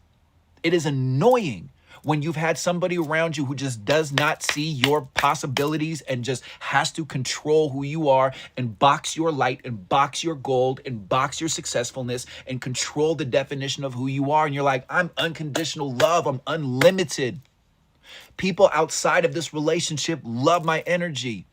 They don't care how I talk. They don't care how I present myself. They're not judging my physical appearance. You are. You are. You don't like your circumstances. You don't like yourself. These people like me. That's where I got this energy from, where I'm like, man, like, I've never, ever, ever experienced what you've experienced when you tell me people are judging me. They're having conversations with me. Successful people. Word, Michelle, you know, the vibes. Like, for real. How do we differentiate people opening up to us because you're a healer or because we lack boundaries? That's a good question. That's a good question. So when people complain to you, if you nod your head, you're agreeing to their negative limiting beliefs. Like, if somebody says my life is hard, I'm struggling, nobody loves me, if you're like, yeah. If somebody's just complaining to you, that's because you lack boundaries if you're just nodding your head. Sometimes Sometimes we're in a transitional. That's a really good question, actually. Sometimes we're in, it is an amazing question, right, Queen? That like when I was in the poverty mind, that I would get these people that would be friends with me and want to connect with me on some like, I see you struggling, I see you suffering, I connect with the fact that life is hard and life is difficult. My question for you would be, what is your perspective as you're living while these people are coming up to you? Where are you meeting them? What's the context for where you're meeting them? Otherwise, what's going to happen is you're going to get somebody who's an amateur, and you're going to get an amateur sound. Whereas if you pay $90 an hour or $200 an hour or something like that for studio time, somebody might say, oh, that's too much money. I can only afford $45 an hour or $25 an hour to record a song as a recording artist. However, when you pay $90, $100, $200 or more per hour for that recording studio you're going to, you're not only getting somebody with more experience, more expertise, you're also getting somebody who has a bigger network, who has a different perspective, who operates from a different place, net level, a different energy of human, a different kind of person, a different kind of connection, energy that I've ever gotten while I was working at a nightclub with successful people that were coming around. The right person saw me. I developed relationships and was able to meet and connect with people who have money, who have success, who are well traveled, because they saw my gratitude and they saw that energy of like, yo, this kid is a rock star working as a bathroom attendant and he needs to have better people around him. And I like his energy because I don't have people right now in my life that are like that, or I want to see that in the spotlight. Consistency with myself, loving myself. So where are you? Where is your head at? What's your perspective? Do I do meet and greets? Yes, absolutely. I absolutely do. Absolutely, I do. I'm in Nevada right now. And also, if you want to get coaching with me, if you like this conversation, tap the link in my bio. I teach emotional intelligence. Thank you, Vale. Thank you. I appreciate you. I was consistent when it didn't make sense to be consistent. You know, that it's like, what I would say for you is to be aware of, if you are ungrateful for your circumstances, like what's your perspective on your home or your room or your mansion or your trailer or your room for rent?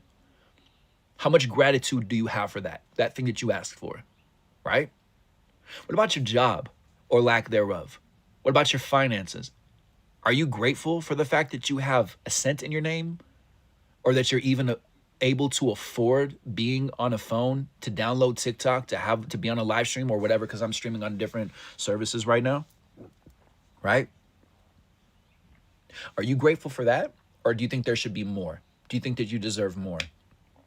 Do you look at people who are successful and say, oh, it must be nice, or oh, that's stupid, that's disgusting, why do they deserve that?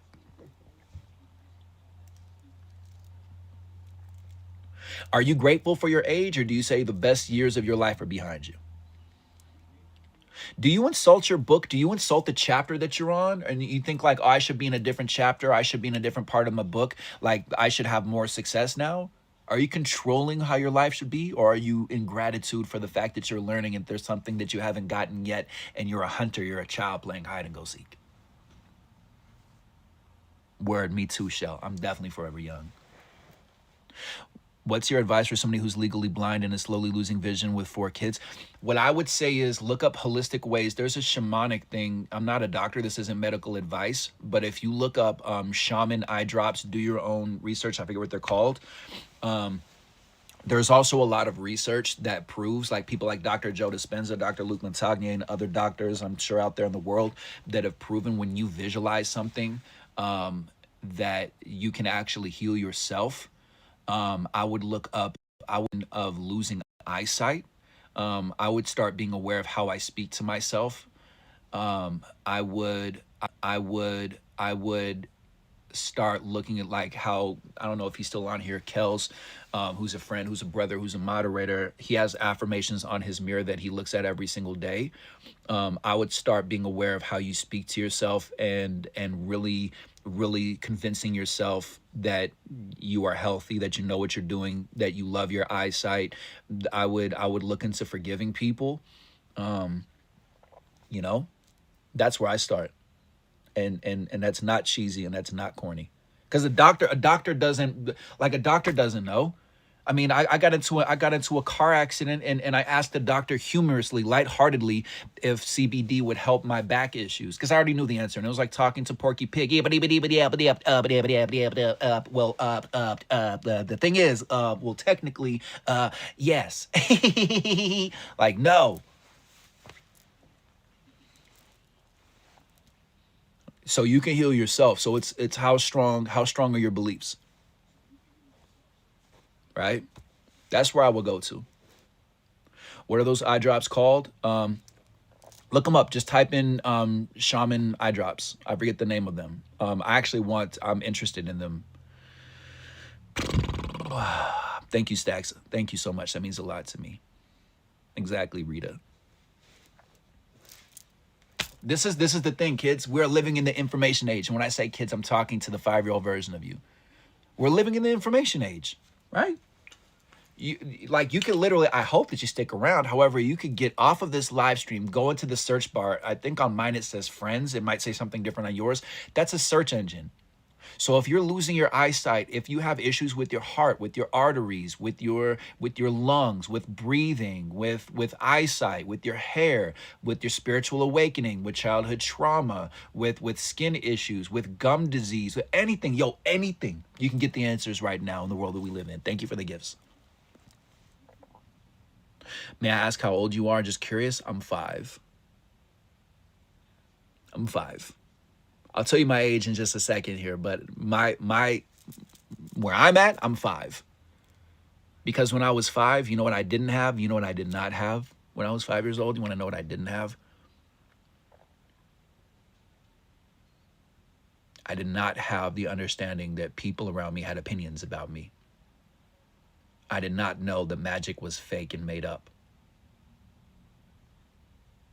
I didn't know what spirituality was. I just knew. I just channeled. I'm 37. Moisturize. Soul wise, soul level. I want my senior citizen discount. I'm old.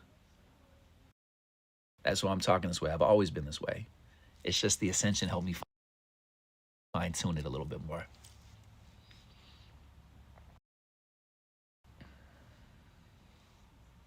Exactly, Kimber. But for me, I'm 5 years old. That's how I keep my joy. That's how I keep my resilience. I refuse. I refuse. I refuse. People just can't wait to. They're so serious. Like, I'm such an adult. I put on my suit and my tie. I've done that before. I did that. I worked in corporate.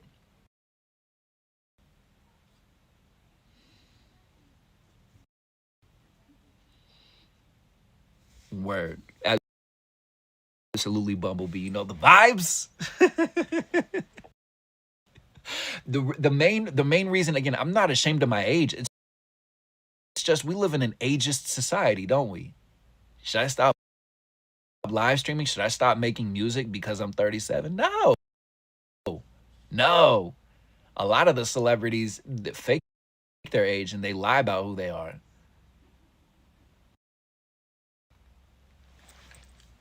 Right?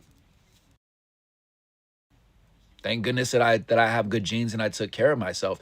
And you can reverse age. You definitely can reverse age. And you can look that up on TikTok. I would just say I just want to do a reminder for everybody that if you have any kind of issues right now, use TikTok as a search engine. Thank you, Heather. I appreciate you.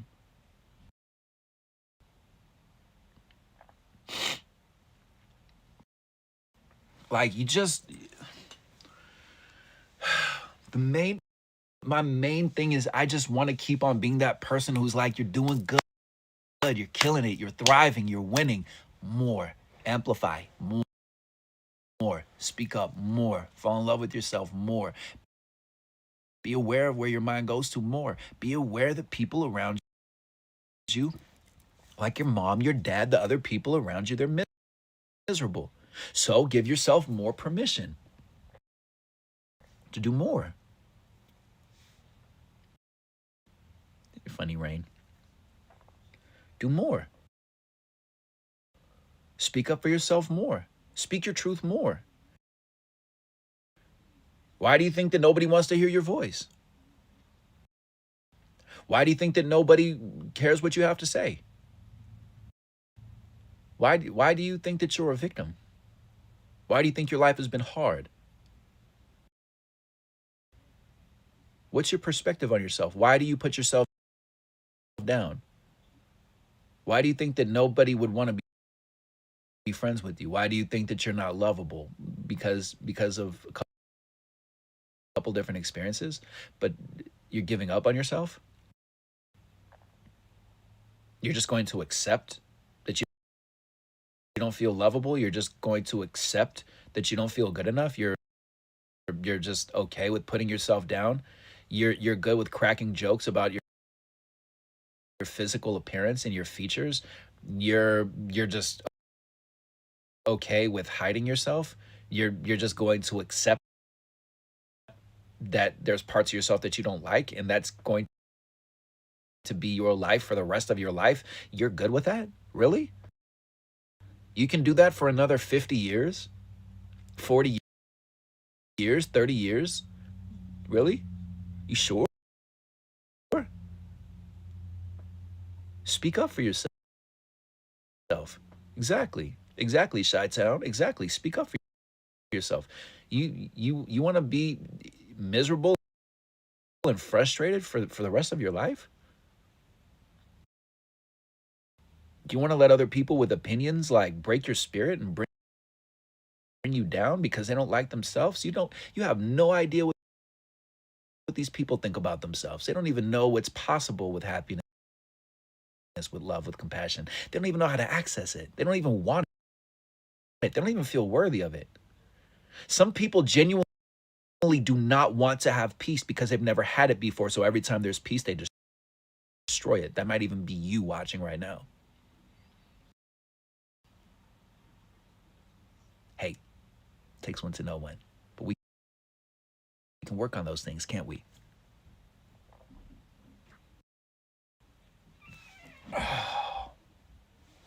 You're way better than you give yourself permission for. Give yourself more credit. And okay, if people don't like you, be okay with that. People are going to be temporary in your life. Be okay with that. Again, I want for everybody who's on this live stream to rock with me forever and ever, and for us to be best friends and to have like pajama parties and to share information and for you to tell me things and to educate me, level me up, teach me things, share perspective with me. Like, let's be family, right? At the same time, some people their plans might change. They might not like some things that I say. They might not like the fact that I'm this way and that way and I'm moving in this direction. It's going to happen. It's going to happen in your life too. It's going to happen for you too. Hopefully you can look into my eyes and see the work connected, and hopefully we can keep on going and keep on growing. I would love that. However, I can't control things. If you want to make God laugh, tell God your plans. Like, I'm not going to control things. I can't. I tried to control my whole entire life. I controlled the way that I communicated. I didn't speak up. I was very passive aggressive. I was very insecure. I was very much a victim. And it was a good story. It's a good victim story. I changed the story. I changed my perspective, changed my life. People were watching. People were not watching. People told me to smile when I was depressed. I said, smile? Smile more? How? Thank you.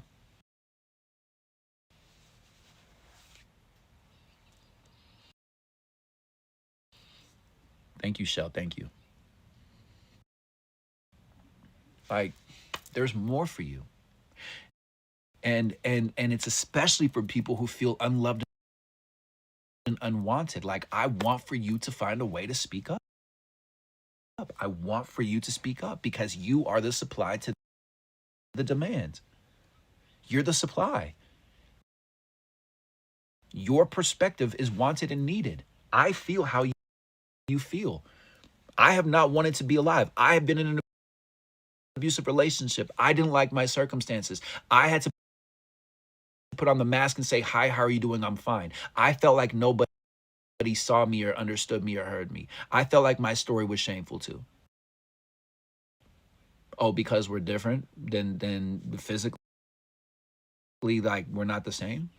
You think I don't know your story? You think I don't know what it feels like? Or because you love and live differently? Who relates to my story? Who, if I wrote a song talking about like, yeah, everybody in the club, put your hands up if you got a gay mom and a gay dad and you grew up in the hood and you got attacked, like nobody, one person's gonna be like, kind of.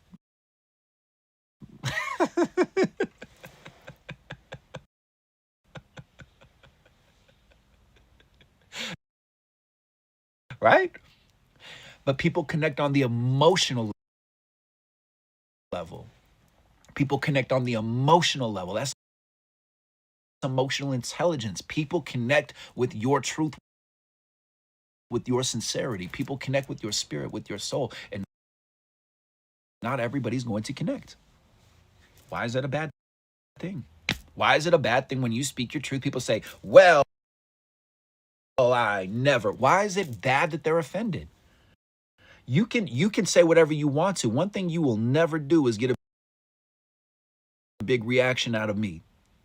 You can try me, please. Thank you, Chrissy. I appreciate you. It's a bop. Okay? I'm just saying there's a different way to do this. Do I still offer sessions with Erica? Yes, I do. I do offer sessions with Erica. If you want to do an activation, I would love to. That's in my bio link. Exactly, Ashley. Daddy's home.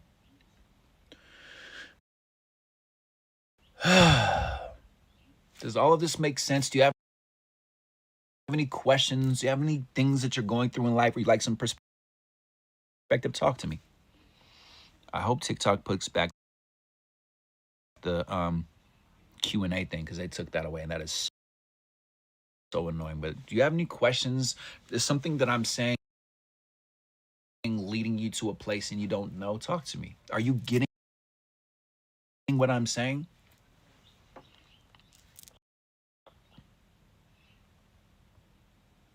Hold on. Let me see. Hold on. How is it the two people are spiritually connected that don't match? Because I'm going to do rapid fire because somebody's asking me another question. Because they're a lesson, because they're a teacher, because they're teaching the other person to speak up, to communicate. It's a karmic relationship. You're learning something from being in that relationship.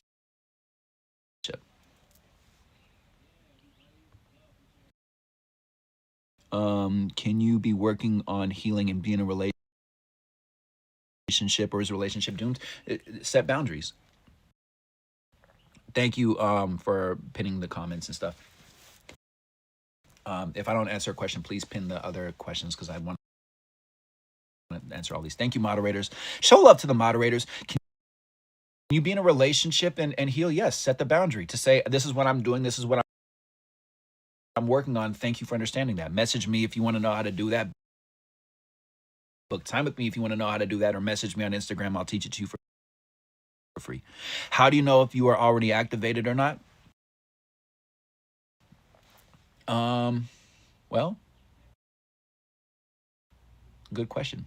There's a link in my bio if you want to do the star seed activation. That is a free thing to do. Erica, who's my moderator, is a shaman. In your relationship, see if you can ask that person to say like, hey, when one of us is frustrated, I want to be in a relationship where the other person, when we've calmed down, can say something like, hey, where did your mind go to when I said that thing? Or let me tell you where my mind went to when you said that thing. So it's not a good thing or a bad thing. It's just the awareness of, oh, interesting. That's not what I meant. So we can understand each other. I have a book on boundaries in my bio. There's a lot of questions, and I know the moderators are pinning all the questions that they can. But buy the book, ebook, 26 pages, $8, link in bio. Message me and I will help you understand it. What do you know about the imposter syndrome? Well, that's the reason why we ruin relationships. That's the reason why we do big fish in the little ponds, jobs, careers, life's decisions and choices, because we feel like people are going to have opinions about us or people aren't going to like us. Look out for the imposter syndrome and start to tell yourself things, affirmations like I deserve to be around loving people. Try saying you are sentences instead of I am sentences. Try saying you deserve. Look at yourself in the mirror and visualize somebody else telling you you deserve, or you are surrounded by loving people. You are surrounded by successful people. You love being around successful people. Visualize successful people. Create those characters. See them celebrating you and cheering you on. That can create patterns in your subconscious mind and create new patterns in the, wiring the neurotransmitters. What if the other person is too used to my bad reaction that I've healed? Well, then focus more on yourself and just lead by example. My mom didn't like what I was doing and thought that I should get a real job like working at McDonald's, and now she sees what I'm doing and she supports me. She doesn't really understand it, but she's glad that I'm making money and I'm not homeless. Baby steps, right? People are seeing me change and transform, and the rest of the people are just going to be miserable. Right? People are going to have opinions. Yeah, let me know if you guys would like to see. Jen and I have very in-depth conversations that I feel like a lot of people could relate to, and sometimes I don't want to be on the camera. I want to join this content creator who was mocking this other content creator, was like, Alex serves tea. She was just so disrespectful to Alex serves tea. And I love Alex serves tea. I don't care what other people say. I like people who are into conspiracies and into ancient wisdom and do a lot of research and education. And this person was like, I am so mad at Alex serves tea for getting on Telegram, which is a far right conservative application. I'm like, really? No. Would you join Telegram or one of these things? Because my thing is, I like these live streams. Sometimes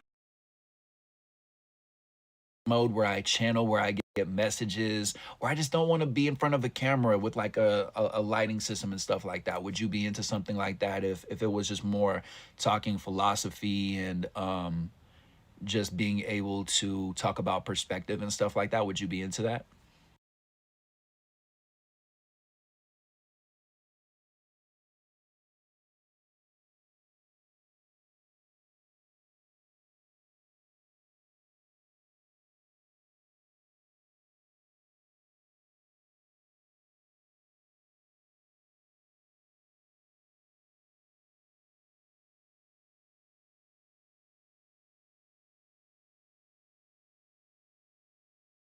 Cool. Sounds like a yes. So we're gonna work on that. Just give me some time. Give me some time. We're doing a lot of like transformation right now in this home. Like when I first came here, there was somebody whose energy just wasn't wanted. I did what I did. I make direct eye contact. This person went from cursing at me, threatening me, to hugging me and crying and saying that he had never processed his child was up in real life. We're doing a lot of healing. Thankfully, I'm hanging out with three amazing children that real men cry. Like they don't really see men cry.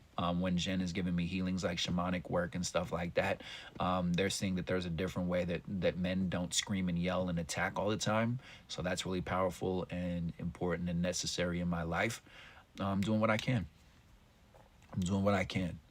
So just be patient with me, because I'm very, very excited. And a lot of this stuff I've been telling you, if you've been rocking with me since the jump, everything that I've been talking about is coming into fruition. Manifestation takes patience. And I appreciate you supporting me, because I know there's different places you could be. I really want for you to get that I mean you. I want for you to feel like you know me. I want for you to really feel like you have somebody who's real in your corner. Like if you were with me when we were traveling, when we were in DC, there was a lesbian couple that was there.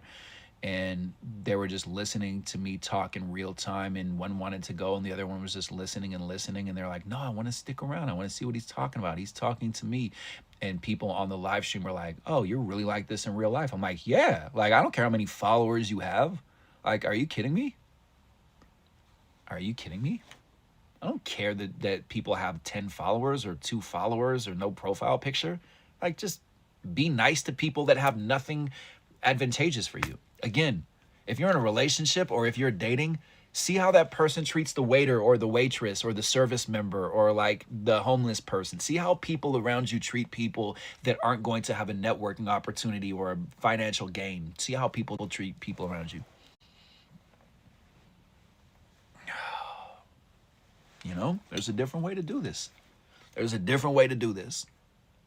And I want to give you transparency. My intention is to show you, because again, I've worked with coaches, I've coached coaches, I've taught teachers. Like, there's a lot of people that are in the space of showing you how to live your life and how to be, that turn off their cameras, that end the class, that end the session, and they're a completely different person. Completely and totally different. It's bonkers.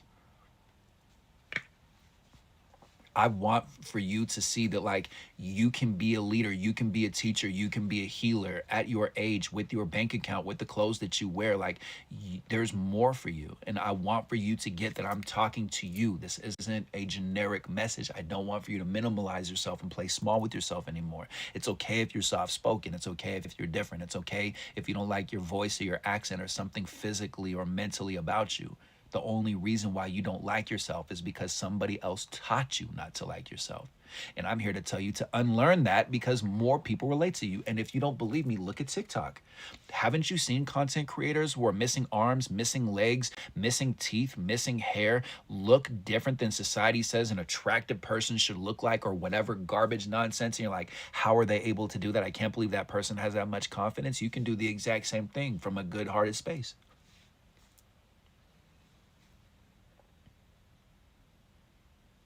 Thank you, Chi-Town. Thank you. I want for you to get that I'm talking to you. It's not cheesy. It's not generic. It's a real thing. You and I have similar lives as far as like things that we've experienced, difficulty, overcoming that difficulty, questioning our existence, that spiritual awakening, man. It feels like you're in the twilight zone, doesn't it? It feels like you're crazy. You're not, though. Keep going. It gets better. There's gold on the other side. The grass is greener, in fact. How do you build up your confidence up? By understanding that people are always, Julia, people are always going to have opinions about you. People are always going to have opinions about you. So the secret is, for example, so you sing, right? So for example, the next time that you're singing, the next time that you're out in public, just have the understanding that every single person who's walking by you is blown away by you actually being there, that people bought tickets to see you live, to see you breathe, to see you exist. Visualize people just being blown away by your presence, and understand that the people who don't match that energy, they're just not your people, or they don't know you yet. They just haven't fallen in love with you yet.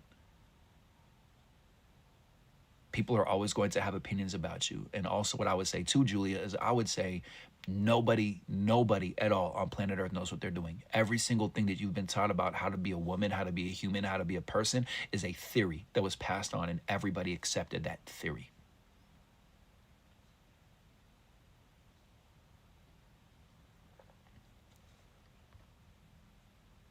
Any advice for someone losing a parent at a young age? My mom committed when I was 8. I would say that let me see. What I would say, Mrs. Nosferatu, what I would say is go back into that and see, like, what is the lesson that I learned from losing a parent that have abandonment issues. Thank you, Julia. I appreciate you. I learned about abandonment issues to help other people, to heal this broken relationship that's on planet Earth. I experienced poverty. I experienced losing my dad of AIDS when I was 9, to learn that life doesn't have a reset button, to have more gratitude. I learned that when my mom, my non-biological mother, left my biological mother, because again, I grew up in a very different upbringing, right? That there's a different way to perceive a quote unquote broken home. And I learned to understand that so I can heal it. You're a teacher, you're a healer, you're powerful. It doesn't matter what your age is. Right? What is life teaching you? What's the lesson? It's a game. And I know some people get triggered by that. Well, that's because you're too deep into it, and everything is life and death, and everything is anger and frustration. Everything that's annoying you right now can be a lesson for you. You can be the educator. You can be that person who's the leader. And again, people will click angry emojis on articles about injustice, about violence, about how women are getting treated. How many people will actually do something about it? How many people will actually do something about it? Not many. However, you might be that person to start that chain. You might be that person to be that ripple in that ocean. You might be that person that says enough is enough, and somebody's like, yeah, you're right. Is a lesson I'm supposed to be separated now and forever from these people? It might be that you're meant to experience solitude right now so you can focus all the way on yourself, and you're not used to focusing on yourself that much. It might be that you're not used, you've probably never given yourself this much attention and this much care. That's why I love COVID, because we're all able to say like, what am I doing? Why am I doing it? Flip that around in that order. Why am I doing what I'm doing? Why am I doing what I'm doing? What's going on here? Why am I just constantly in this emotion and feeling stuck? Right? We're not used to giving ourselves this much attention and this much care. That's why people are frustrated, because now that you've been doing it, it's still frustrating you and you're still annoyed. That's because there's more self-love required. And you're like, are you kidding me? But I love myself so much more. Yes, and more is needed. More is needed because you've been living for years, possibly for decades, with the belief that you're not good enough and you're not loved. Why do you think that all that I'm doing when I'm not on this application, when I'm not building, when I'm not hustling, is healing and healing and healing and healing and crying and crying and crying and yelling and roaring and screaming and shaking and trembling and confronting all of that so I can have my peace, so that when my metaphorical winter comes, I'm chilling. I got my food, I got my storage, I got my shelter, while everybody's like, oh my God, oh my God, things are changing. And I'm like, life's always been changing. You're just aware that you can't control it now. What is your perspective right now that you're taking with you that you don't need to share with people? That's your secret weapon. That's your secret ingredient, so nobody can take your power away. How do I shield myself? Quantum healing, quantum protection is just knowing that I'm protected. That's why I don't watch videos. It's very, very rare that I watch a video now for energetic attacks. And it's because I understand if anybody's messing with my energy and it's affecting me, it's because I'm insecure and there's something from my childhood that I haven't healed, or something that I need to talk to a shaman about. Book time with Jen, book time with Jenny Ann, book time with her. She's really good at what she does. She's a medium, she's tuned in, she's a shaman. Like she's gone to places. I've had a lot of healing in my life, and she's definitely been able to go in and pull out stuff. I was like, wow, I did not know that was that layered. Thank you, Ashley. I appreciate you. I love you. Thank you. Safe travels. You just know. Like, for example, with protection, with healing, it's as if you're taking, it's as if you're going to every single dictionary, every single book that has definitions of things like struggle, like suffering, like sickness, like negativity, and you're ripping out that definition, going on to every single website, deleting that article, so that tomorrow when humankind wakes up, there's no such thing as struggle, there's no such thing as suffering, there's no such thing as pain, there's no such thing as needing protection, because you just know, you just have the understanding. It's just been integrated and downloaded and brought into your existence, into your psyche, and there's no other option. That's the work, because that requires you strengthening your belief instead of just saying, oh yeah, of course I know that. And then you get around somebody else and they're like, hey, blah, blah, blah, blah, blah, blah, blah. And you're like, ow. But that's the work. is getting to that space. It's like going to the gym. I don't like to go to the gym right now. However, I do like to strengthen my beliefs. I like to strengthen my beliefs. When can we go to my TED Talk? Do you know that you can actually recommend people to do a TED Talk? And I would be honored to. Look up how to recommend people to, or how to sign somebody up to do a TED Talk. I would love to. I would love to. Thank you, Julia. Thank you. It's different. Thank you for the double taps. Thank you for the follows. Thank you for the gifts. Thank you for the donations. Thank you for those of you who have been booking time with me. And again, what I talk about is emotional intelligence, emotional mastery, setting boundaries while you're not manifesting. Book with me. I do package deals right now. I'm going to be changing the format of it very soon. Book time with me, no pressure, no obligation. You can just hang out and get all this for free. What I talk about is perspective. What I talk about is consistency. What I talk about is mapping out. What I talk about is your belief system. How you do one thing is how you do everything. How you do micro is how you do macro. I work with people from all different walks of life, from all different financial tax brackets, backgrounds, etc., so on and so forth. I work with people that don't even spiritually connect with me, but they just like my perspective. They're like, okay, cool. Well, you believe in God. I'm more on the Baptist side, or I'm more on the Buddhist side, or I'm more on the Muslim side, but I respect what you're doing and I like your perspective. Cool. Let's work. I want to see you when I want to see you level up. I want to see you have love. Because I understand when you love yourself, when everybody on planet Earth loves themselves at the level that they could, there's not going to be anything wrong with disagreeing. Successful people don't care that people disagree with them. It's like, okay, you don't like me? Like, okay. And thank you. Takes one to know one. Thank you. Right? So let me see. Where are we going from here?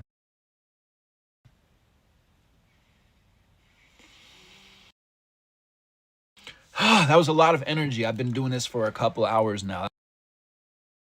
That was a lot of energy. And I do what I can to make sure that you get it, to see you level up. What I would like to do, if Jen's open to it, I would like for Jen, I am Jenny Ann, I would like for Jen to hop on the live and to sing, because she can heal through singing. And I want to do some kind of a healing. I'm just at a space right now where I feel like there's been a lot of energy, and if she's open to it, that would be cool. If not, all good. No pressure.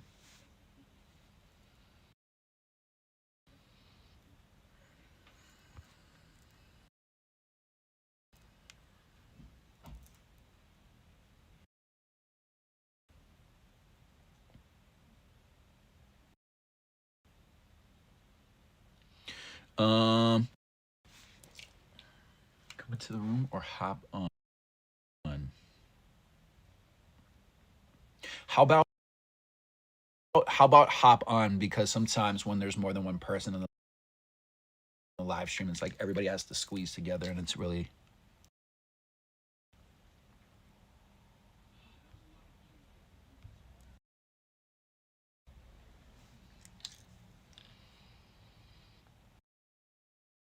You're gonna cry. You can feel it. Good. Love that. Love that.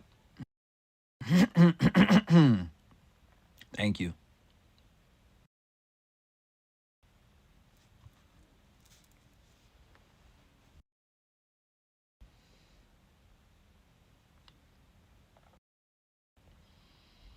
I just invited her. Jen is a shaman. She's a medium. She's a great singer, and she actually heals through singing. Book time with me. Otherwise, links in my bio if you want to donate and keep this journey going. Venmo, Nikki Scorpio, Cash App, $ Nikki Scorpio. There's a gratuity link in there as well.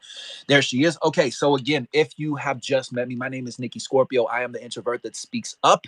I share information. We talk about perspective. My main thing is emotional intelligence. Feel your feelings and don't feel bad about feeling them. I know that's a mind blowing concept. Jen is a shaman. She's a mom of 3 amazing children.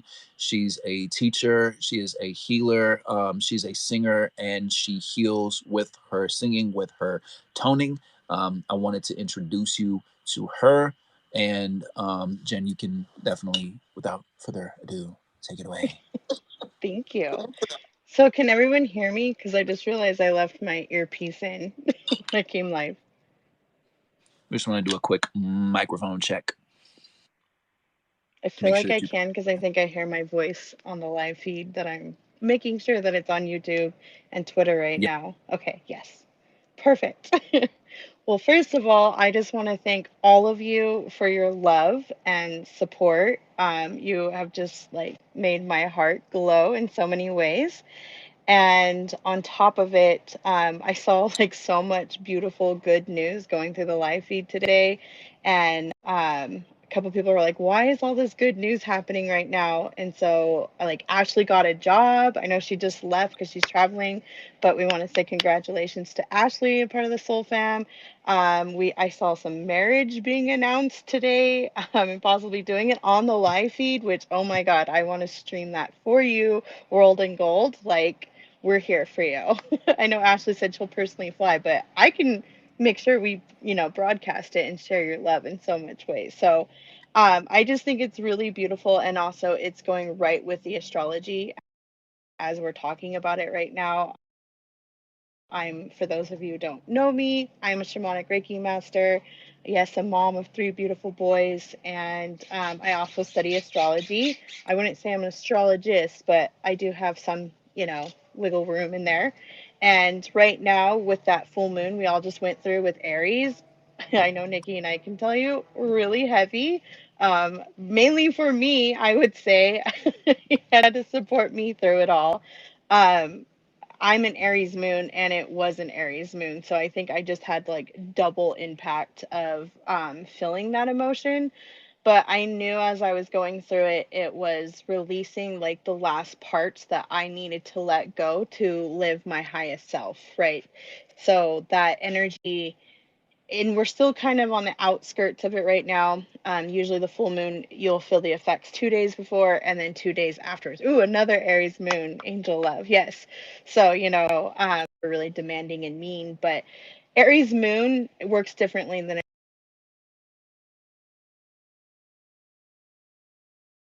Aries moon as well with the Aries moon energy there's this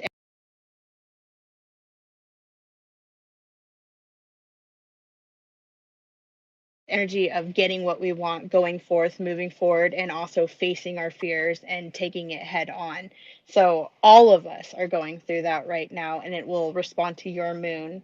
Um, but that energy is what we need to move forward. So, not only that, the other planets, we've had 6 planets retrograde. We had Mercury retrograde, which, for those of you who are new to that and don't know what retrograde means, retrograde is when it's time to review. It's time to sit back and relax.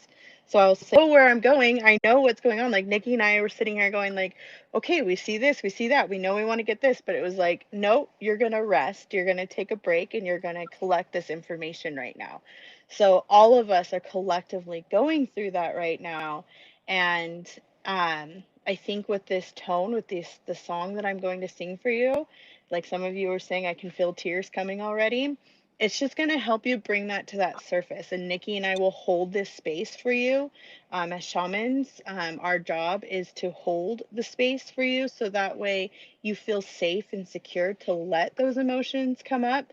Like sometimes you see Nikki laughing, that's him releasing the information. So laughing is one way of getting it out. Crying is another way. Screaming. And these emotions might also come throughout the day. So I'm telling you all of this right now because what we're going through astrology wise, I fully believe in, for even like doctors and nurses here, they'll tell you on full moons their hospital is way more busy and there's stranger things going on. And that's because we're all made of water. Like, we're made of water. Water is life, and we know how the moon controls our ocean. So why don't you think how it's going to control us inside as well?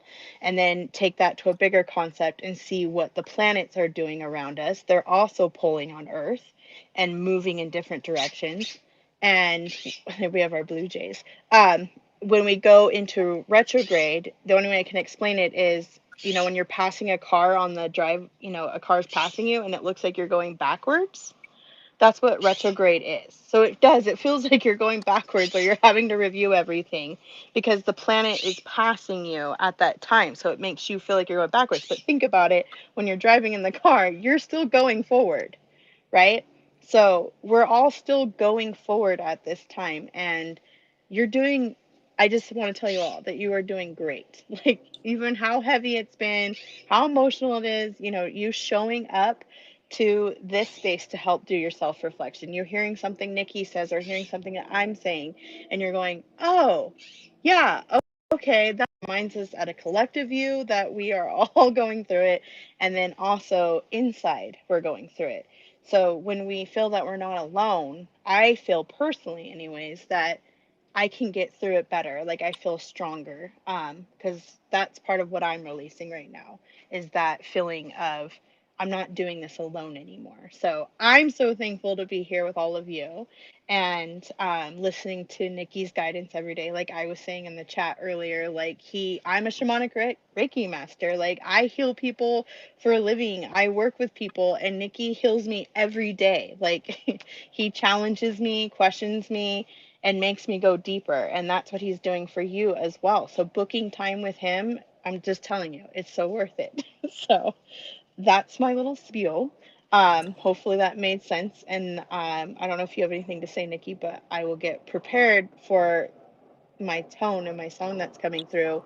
And just Yeah. again, for all of you out there, real fast, when I'm doing that, you don't have to say yes in the chat, but please, at least spiritually, tell me that you're accepting the energy that is coming towards you, because in a way, I am leaving my body for a second and I'm going to go tune into you. I can't see your face, I can't see your house, I can't see any of that, but I will tune into your energy. And if I feel that, yes, I'm going to help extract that for you. I'm going to pull it out and then I'm going to put new energy in. And when I take that out, just so you know, sometimes it feels uncomfortable. It feels different. It feels strange because, in a way, the best way I can explain it, it's like your blankie. It's like something you've been holding on to for a long time, but it's time to let it go. It's no longer serving you. And what we're going to do is we're going to take that energy and we're going to give it back to Pachamama, Mother Earth. She is our mother right now. She is the one our DNA, this body, shares with, and she can heal us the best because we're literally connected to her DNA. So Yes, I give it back. get rid of the old moldy childhood blanket, incorporate the loving memory that you've had, and now go online and order a more comfortable blanket with a higher uh thread count, you know what I'm saying? And really enjoy the benefits of having a new comfortable blanket. And one thing I was going to say quickly and keep on going is that by you removing and setting boundaries to say, like, this energy isn't taking me where I want to go, and I'm going to discontinue giving an energy, focus, attention to this negativity, to this chaos, to this fear. What you do is you give space when you end friendships that are narcissistic and just not taking you where you want to go, or when you set boundaries with family members, and when you end the relationships, what you're doing is you're allowing clear new space. And what you're actually doing at the same time is you're telling the world, you're telling everything in existence, I know my worth, I know what I'm worth. And because you know know what you are worth, energetically, you will start to anymore. They don't want to go out anymore. They don't want to be around people anymore. Circumstances. It's about being able to have gratitude, to process your frustration, to honor your anger, to honor your sadness. I cry. I cry. I yell. I get frustrated. I lean into it. I don't avoid it. I don't ignore it. I honor it like a guest, like a holy sacred guest, like the greatest guest coming into my home. I honor my sadness. I feel my sadness. I do not bottle it. I do not suppress it. I express it. I set boundaries with the world until I'm ready to actually go out into the world. So if I have to be late, I'd rather be late and then show up and be great than to show up and put on a smile when I'm not feeling happy inside, right? So just be aware that by you ending circumstances, what you're doing is you're giving the permission for fresh new energy, so you can put those new seeds, those new relationships in your garden and nurture those new healthy relationships, and to be able to live in a way where you like your sadness, you like your anxiety, you like your depression. You don't attach the connotation of shame, of guilt, of you're naturally being who you are naturally being. So if anybody's putting you down or mocking you or teasing you because of your natural state of being, it's time to set boundaries and to understand, by you discontinuing your focus on that, you get better people and better circumstances in your life. He is exactly right. And like as he was talking, I saw a couple of people say that they're feeling the energy in their chest already and asking if that's me. Um, for my answer to that is you're bringing it up already. And I'm going to say most of us are probably going to work through our heart chakra right now. That's where I've been feeling most of the energy personally when I'm going through the work right now. And, or you might feel it in the third chakra, which is your will and your ego, which is the part where your ego is there to be the lesson as well. Like I call it Mr. Blowfish. We have that book coming out soon too. And Mr. Blowfish pops up and all the little spikes come out, right? And oh, it's your fault, it's your fault, and it's everybody else's fault, and I have nothing to do. But if you take the deep breath and you breathe that in and you feel those emotions of why Mr. Blowfish came up, like if someone were to call you ugly or that you're stupid, you're reacting because your subconscious on some level believes that. So Mr. Blowfish comes out, and I always think of Finding Nemo, where, in the fish tank, and he's like, oh, there we go, right? Visualize yourself doing that. And while you can then take control by taking the deep breath, by pulling it in. Okay, why am I reacting right now? What is Mr. Blowfish showing me right now? Oh, he's showing me that when they just told me that I was stupid, it's reminding me when every time I messed up, my father would say that to me. And I when I was a child. So now I'm an adult, and how would I speak to my younger self about that? Am I stupid? No, absolutely not. Do I understand what's going on right now at this moment and what they're explaining to me? I'm not sure about that. So maybe I need to ask more questions, right? I need You to know communicate better. what I want to say too, and then keep on going too, is that if you or if somebody that you know gets sick a lot and has weird ailments or like weird things that happen to them, or they're constantly getting sick, that Mhm. can also come from a simple moment in childhood. Sometimes our depression, our anxiety, our judgment, our I'm not good enough, or I'm a burden, or there's something wrong with me, can come from a very simple moment where you were playing in a playground and you overheard somebody saying that you're slow or you're stupid or there's something wrong with you. It could have been just in passing where somebody said something. For me, it was in high school when a girl told me, you're going to die alone and skinny. So I deliberately gained weight. So it's being able to go back into those moments and to reinterpret it so that you're able to see, like, that person was only putting themselves down, that there was another thing that was going on in that circumstance. And when you can actually find out those moments and map out those moments and reinterpret it and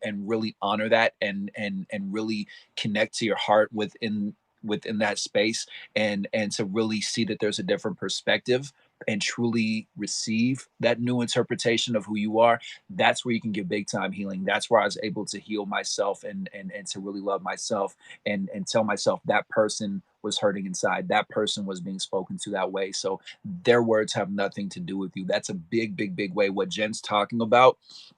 A lot of spiritual practices talk about that, about being able to go to the root of where your insecurity, where your frustration comes from, being able to go back to that space to say, hey, mom was hurting, dad was hurting, that person had trauma, that person who attacked you, they got attacked, that person who took advantage of you, they got taken advantage of, and they were hurting, and you were the safe space for them to dump that, to release that. It's not right. I'm sorry for abandoning myself. I now am here for myself. I love myself. I parent myself. I nurture myself. And then I can get big tears and big releases and then feel lighter. And then when people get around me, they're like, wow, I like your energy. That's because when you look into my eyes, you see clarity instead of lies and deceit, because we are taking the time to honor our sadness and to honor our insecurities and our anger and our frustrations so that we can have our inner peace. I love that people are saying they feel the blanket releasing right now. Yeah, so we're doing the work by talking right now. This is why I was saying that I keep getting this message when Nikki and I are doing. It's like we do this just with each other. And I'm like, I swear we need to like either do a podcast or get this information out because it's healing as well. Because again, to that same concept of with astrology, we are not alone. Like we're all going through this together. They said, I And accept you now, sing. I love it. Okay, I'm getting there. But he made me think of something while he was talking about that with healing ourselves. So someone in here, and I hope she messages me because I can't remember your name right now, but you see my name, you can go click on me and click on the link on my bio. Um, but she was saying that she's losing her vision and she has 4 kids. I have 3 boys and a survivor of domestic violence. And COVID was my wake up call. COVID shut me down. Like I gained,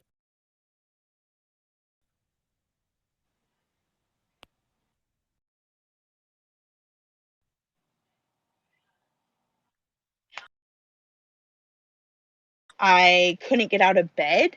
I was having a hard time eating. I lost my sense of smell and taste.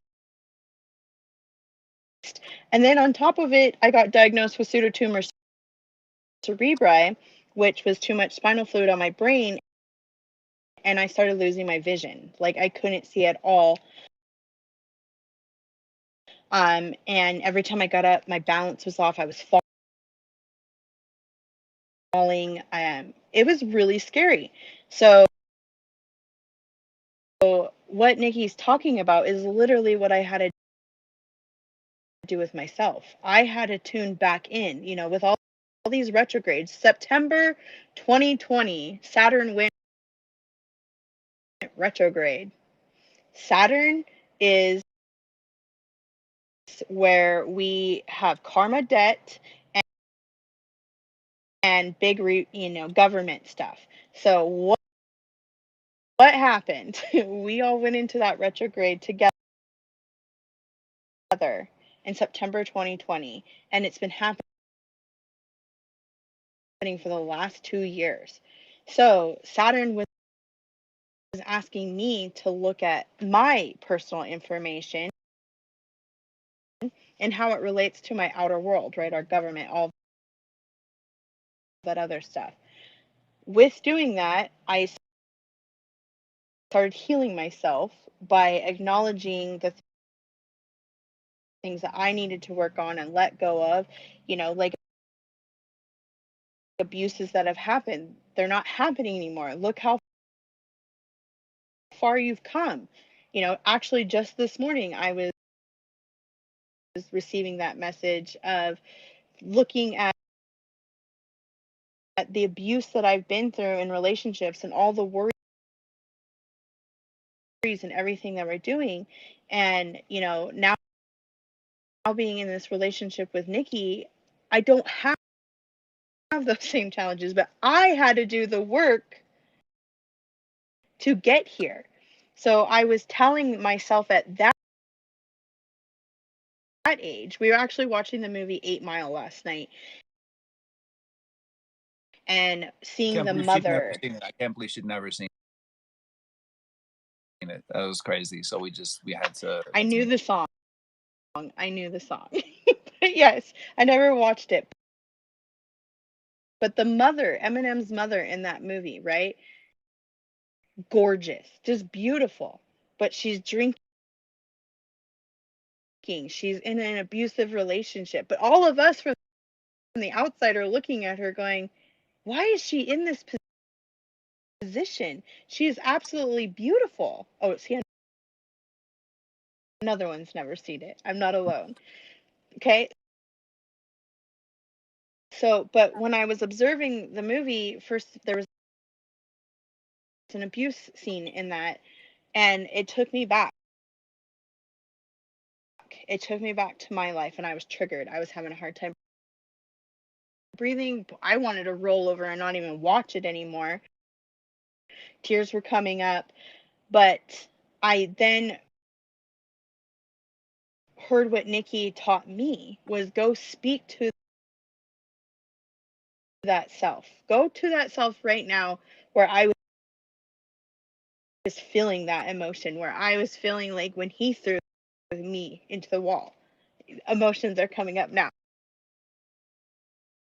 When he threw the whole bottom rack of a kitchen, the dishes at me because he didn't feel they were right, clean enough, and watching my kids go through all this as well.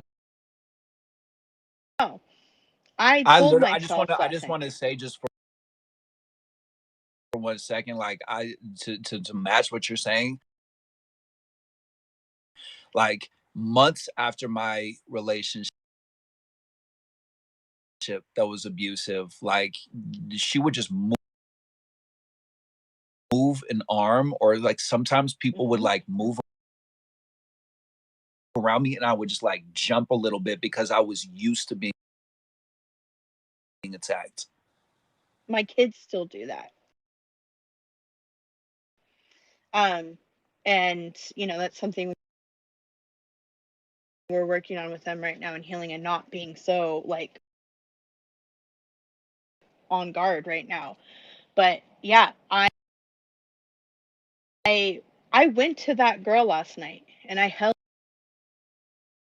her hands this emotionally in my mind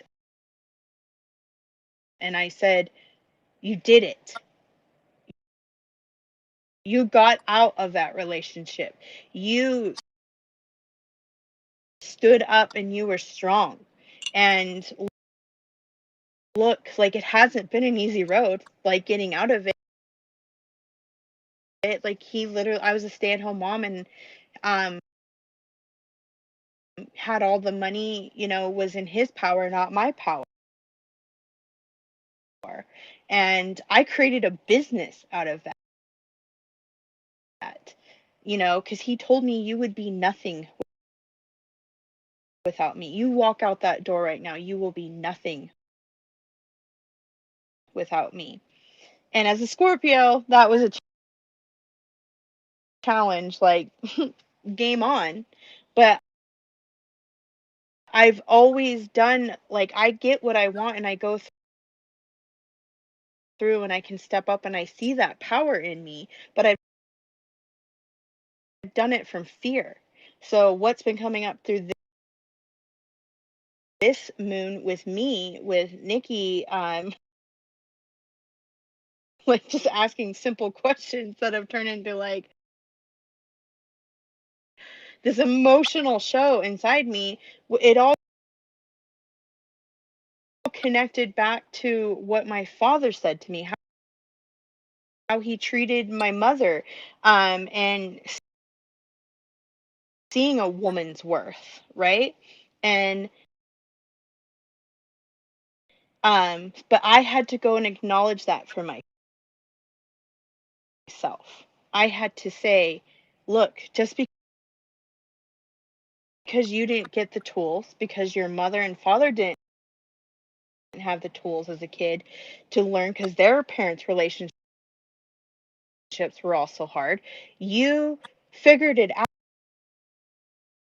out. You're figuring it out. You may not be perfect yet, but look at you. And that's what started changing my energy and like going, yes, I am doing it. So that I feel many of you are going through similar things. I do see I can relate right now. That's why I'm sharing my personal story. And I feel now I'm at a point like I want to talk more and more about what I've gone through. So those who are like, "Oh, she's got everything and, she's doing so well." Like, no. I was a crying mess in my driveway the other day with Nikki, like just trying to work out the emotions. And so that's why it's so important to have other people like Nikki, to book time with him, to have that full hour instead of like through this live stream where we're also sharing information. Let him hear your story, because he picks out key little points with me that I'm not even hearing myself. Like, one thing that I'm always laugh about that I still couldn't hear even when he pointed it out to me was he would tell me a story and I would agree with it and I would say yes and then immediately say no. And he's like, "Why do you do that?" And I was like, "I don't do that. What are you talking about? I've never heard myself say that." And then now I catch myself like, and I'm getting better at it. I'm not being mad at myself when I do it. But like, I'll agree with something and I'm like, "Yeah." But no, this was so funny. It's like a spell I'm doing on myself. Like I'm literally saying yes and then no, and then my soul is like, "Well, what do you want?" Like, what do you want to agree to? So, with that's I just gonna put my little plug in here to make sure that you do book time. If you are working through stuff, if I bring stuff up in you right now, like, take the time for you. It is you are worth it. Just remember that. You are worth it. And yes, words are spells. So, catching what we're saying, because, not to be all witchy here or whatever, but I believe in past lives and information, and I luckily as a shaman get to see that in people, and I get to track that down for people and where they're holding that energy. But I've also seen where spells have been put on people, like where, and we're told by magic and all these movies and stuff like what spells are, but from my perspective as a shaman, it's different. It's no different than an affirmation. It's what people were saying to you during that lifetime. Like, just think, that's why I'm so passionate about connecting with our ancestry and diving into that and knowing what our indigenous cultures are. Because when we get to that space and say, our, like, my ancestors are from Scotland. I also have Cherokee ancestry. I also have Mexican Mayan indigenous culture in me. Like, I'm a Heinz 57, but I'm blended. But I have these higher cultures that show up in my bloodline. And when I learn about like my Scottish ancestry and the medicine women and how they took care of the men in their village and they also gave birth to children. They were the doctors. They giving lavender to calm somebody down, like, and then the church came in and said, no, this is a sin. No woman is going to be able to give birth. That is a man's job. You can be a nurse if you want to. And if any of us argued against it, we were instantly burnt or killed or tortured. And I mean, 9 million women were murdered for this reason in the indigenous cultures in Europe through the 1300s to the 1400s, and then 50 million people were murdered through European culture and indigenous tribes just for questioning what the church was doing at that time, because the churches knew that they could not connect to the people at that time. They had to connect through their indigenous culture, so like using their gods and how it related to their gods, and then that's how they started getting money and switching everything. So with tuning into that, I feel the power of my ancestry, the women that I come down from, the bloodline.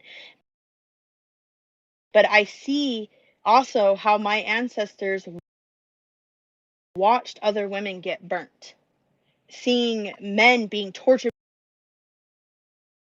because they would stand up for their women. And what do you think that taught us culturally, right? It taught us to shut up and get in line. And now all of our souls are sick, we're weak, we don't know where we belong, but there's this part of us that's waking up right now and wants answers. And that is what we're doing right here. All of us are doing. We're looking for those answers. We're connecting to that. So this review time that we've been taking in the planets, right? That where we're going in they're asking, they're pulling at our soul, right? Think about that water, whatever, however it connects to you. The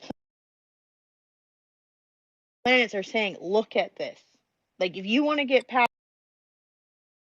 this, look at this. And then you have to be honest with yourself. You have to be vulnerable, and finding, if you don't have someone like Nikki or I in your life, that's why we're here. That's why we're coming up and we do the live feeds and we offer everything we can on here. And then if you need more, come book time with us. Like, that is what we're here for. And you guys are doing it with each other in the chat too. Like, oh my God, I'm going through that too. And you're connecting. That connection is what we're missing. And yes, who you are. That's like my favorite thing with Nikki. It's like my first vision I ever had with him, like when we were just working with each other. And I signed up to be a client of his. I had a dream the next night and it was him, like Mufasa, coming out of the clouds. Remember who you are. Like, that's what he's doing. And that's where our souls align too, is like waking ourselves up and then coming back out and teaching you all, like, this is what we've done. And we want to hear what you've done so you can help us as well. So, yes, I hope that made sense because I just went into another space.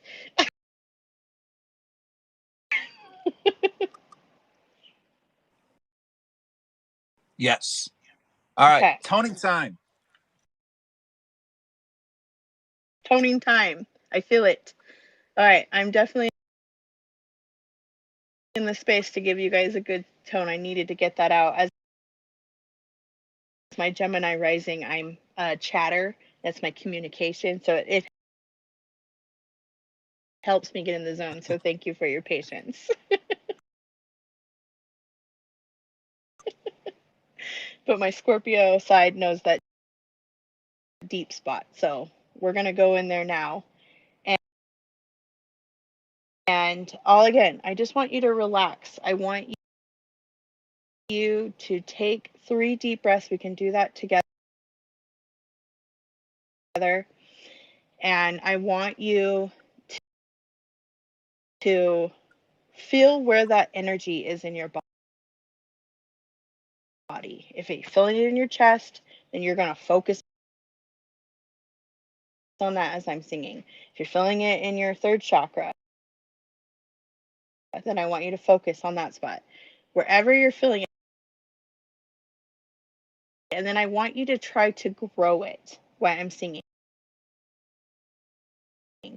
Like bring it to like the surface and pull it out, like make it get bigger so you can see the full story. You know, if it's a full story from, being abused, like stories Nikki and I are sharing with you, look at it from the perspective you're at now. Like again, watching that movie in the 8 Mile, like it reminded me of all the emotions I was going through and how I could not, like I felt like I couldn't break free, and it just like everything constantly was going wrong, and I was like forever to be stuck in this position without, and just deal with it. And but everything inside my soul was, mm-mm, we're getting out of this now. And I let that fire inside me grow, and I had no idea what I was doing. I didn't know where I was going, and here I am 11 years later, a shaman, Reiki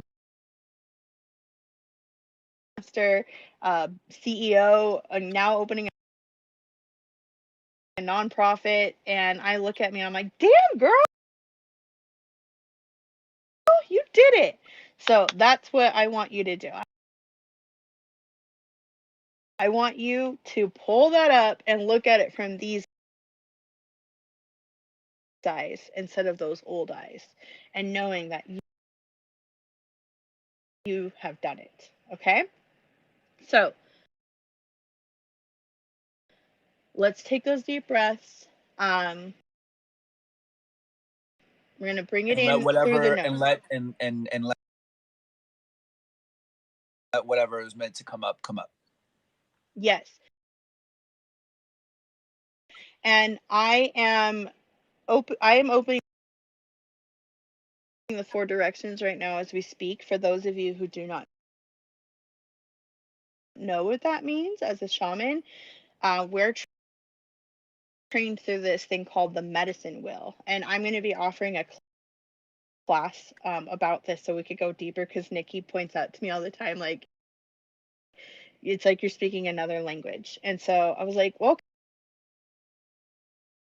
okay, maybe I need to offer a class so people can go through it with me, and learn what the medicine wheel means, because it represents many things, and it's in every indigenous culture. And what I say by that, when you see it, on the corner, you'll see 4 colors, and it's black, red, yellow, and white, which, if you recognize it, represents all of our beautiful colors in this world, the beautiful rainbow that we are. And those are the four colors. And there's also the four directions with it, which is north, east, west, I mean, south and west. So you have like literally the scope, right? So when we're opening that medicine wheel, we're opening up those energies. So all of our indigenous, yes, I'm doing a Reiki class too.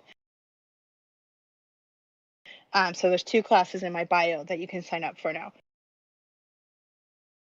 But with the medicine wheel, you're opening up those four directions to connect to our indigenous cultures, because they all need to work together in order for us to heal and go forward. Like the planet needs us. And all of us have information that we have to bring to the surface to help us all rise together. So with doing that as well, we have to face our shadows. And that's what I'm going to do for you right now. We're going into that space. It's coming out. That information's coming out, and we're going to connect. It's a shadow. It's hiding in us, and we're holding on our blankie and, maybe sucking our thumb, like in the corner, like, no, no, no, don't look at me. But we're calling it out right now. That's what those planets are doing. That's what all of us are doing. So I'm going to pull that out and call it out. And I need your help. That's why you're saying yes, to bring it to the surface for me. So when I come over, if you're having a hard time letting it go by yourself, I can help pull it out. Some people literally say it feels like a box coming out of them, or something, just like Nikki is like full on like thrown up, like not really thrown up, but like spiritually thrown up, like gagging where he can't breathe, and I have to pull it out of him.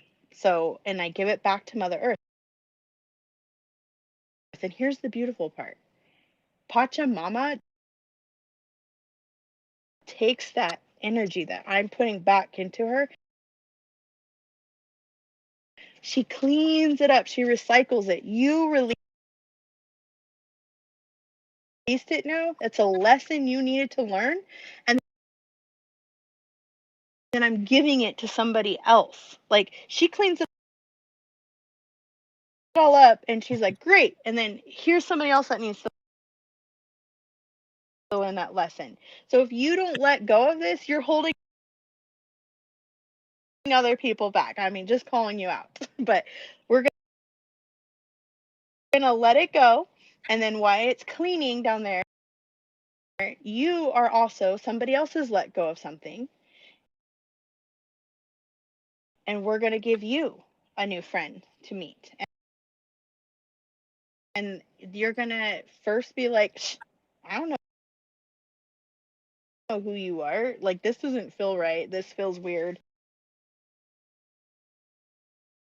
I've been feeling weird for 2 days, like Nikki's favorite thing is like, I just feel off. I don't know what it is.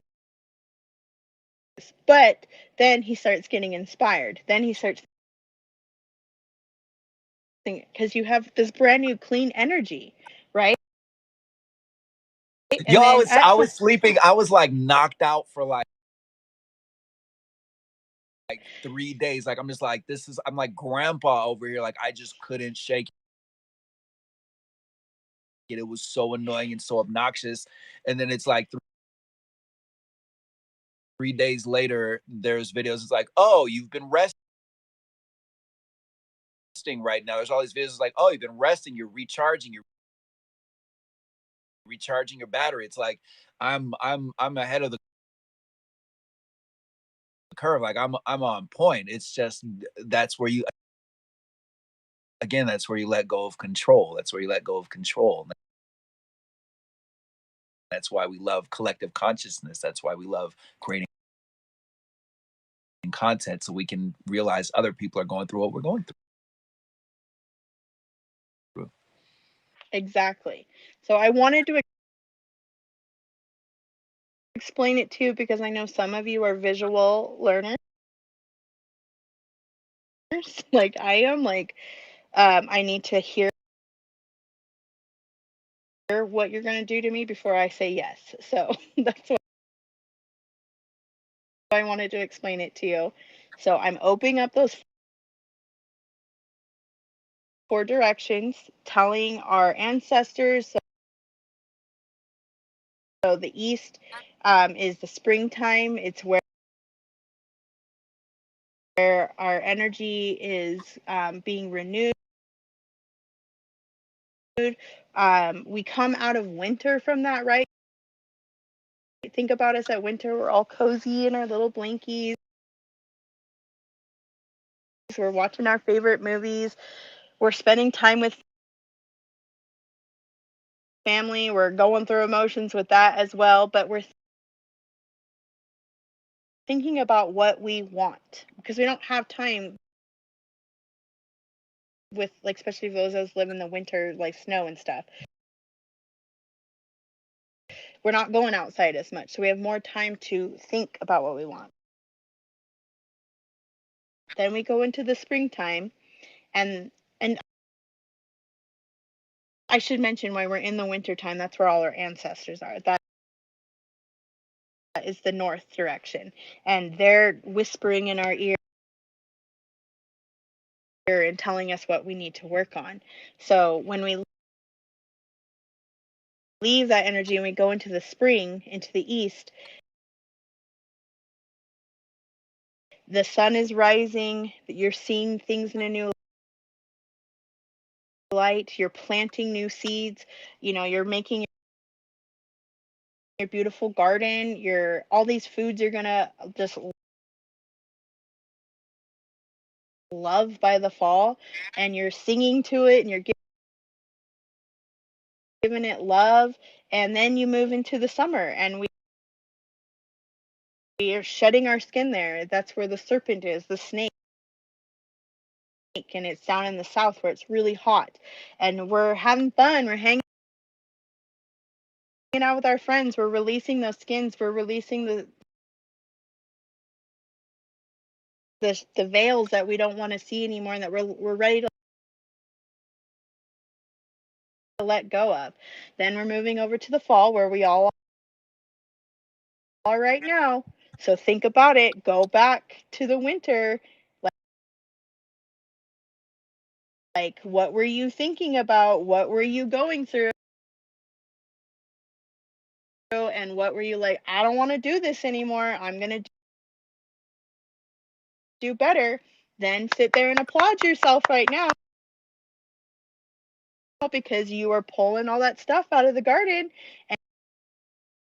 and you're reaping new benefits. And those are your new friends too that are going to make your body really healthy. That's what we're doing when I'm opening those 4 directions. So then we're all going to reap what we sowed through this last part of the year, and then we're going to go back into winter now. And that's where Nikki and I'll sit here and keep coaching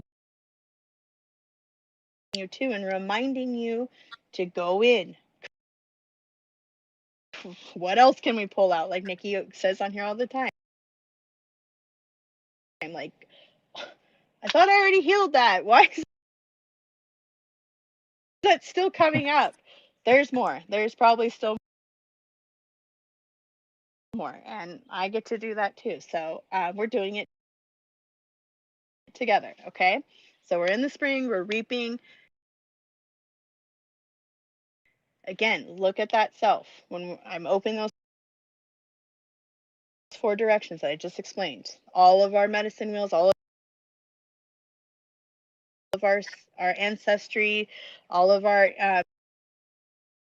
indigenous cultures, all of our soul is waking up right now, and just bring that to the surface. And if you hear Nikki yawning and burping through that, just know that he's holding the other side of this energy for me, because I usually do that too, but if I'm singing, I can't, because I'm literally leaving my body right now and helping all of you pull. Let's get that out. Let's make this world, because my last thought that I want you to think of, like, where we go into this, when you see a rainbow, right? You see the red is on the bottom, right? Or on the top, and how it goes up. Well, if you think about our chakras, our our bottom is red, and then it's orange, then it's yellow, then in our heart it's green, then we have blue, then we have that violet, indigo, and then we have the white, right? Well, if you look at a rainbow, it exactly reflects our chakras. So it's balancing us. So we have, that should make you think about whatever you're releasing and helping heal within yourself is also reflecting in the world right now. So we all have to go through that energy in order for us to heal. Like, we keep getting frustrated and saying things aren't ever changing. Well, the work begins with us. So that's what you're doing right now, and I'm extremely proud of you. And like everybody's saying, let's get to this. Okay. So let's take our deep breaths. We're going to breathe in what we no longer want and visualize what that is. See it clearly, and then you're going to blow it out through your mouth. Okay? And then you're going to fill that space somewhere in your body. It could be your neck, your head, your heart, anywhere. Let that get bigger. Lean into it so we can help pull that out with you. Okay? So let's take that deep breath in.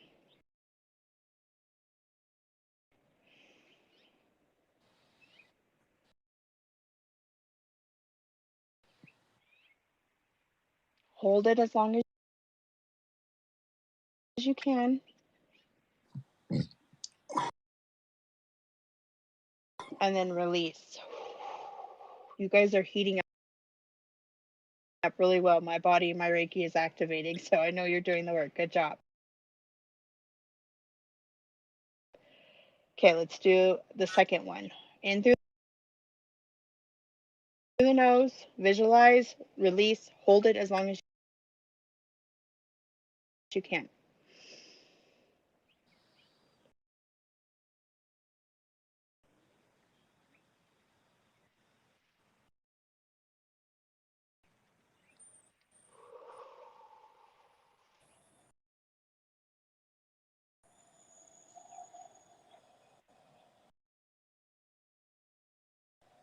Very good. Okay, last one, and then I'm going to go into my song.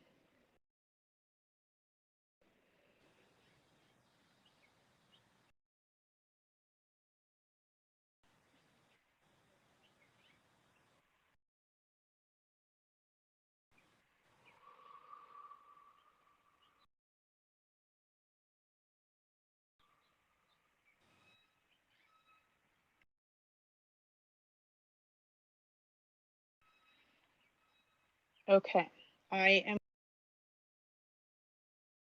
going to tune in now.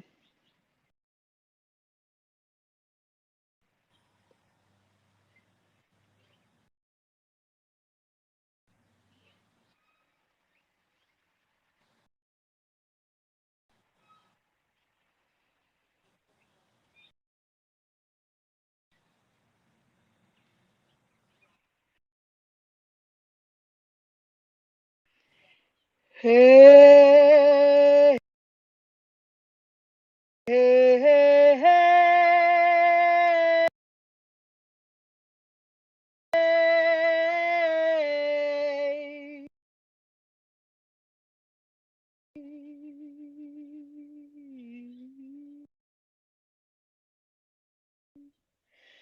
Ooh.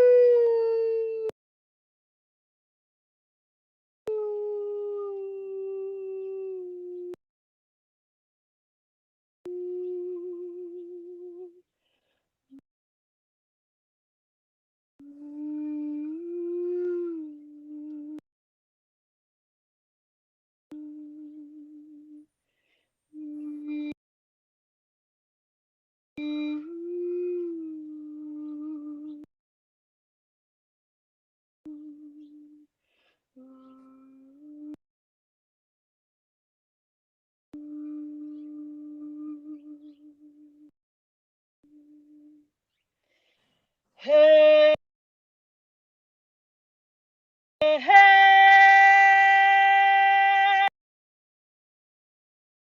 hey,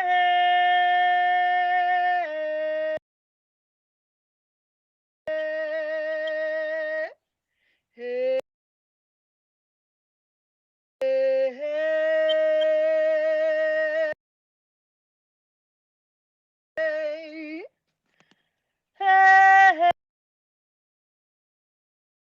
hey,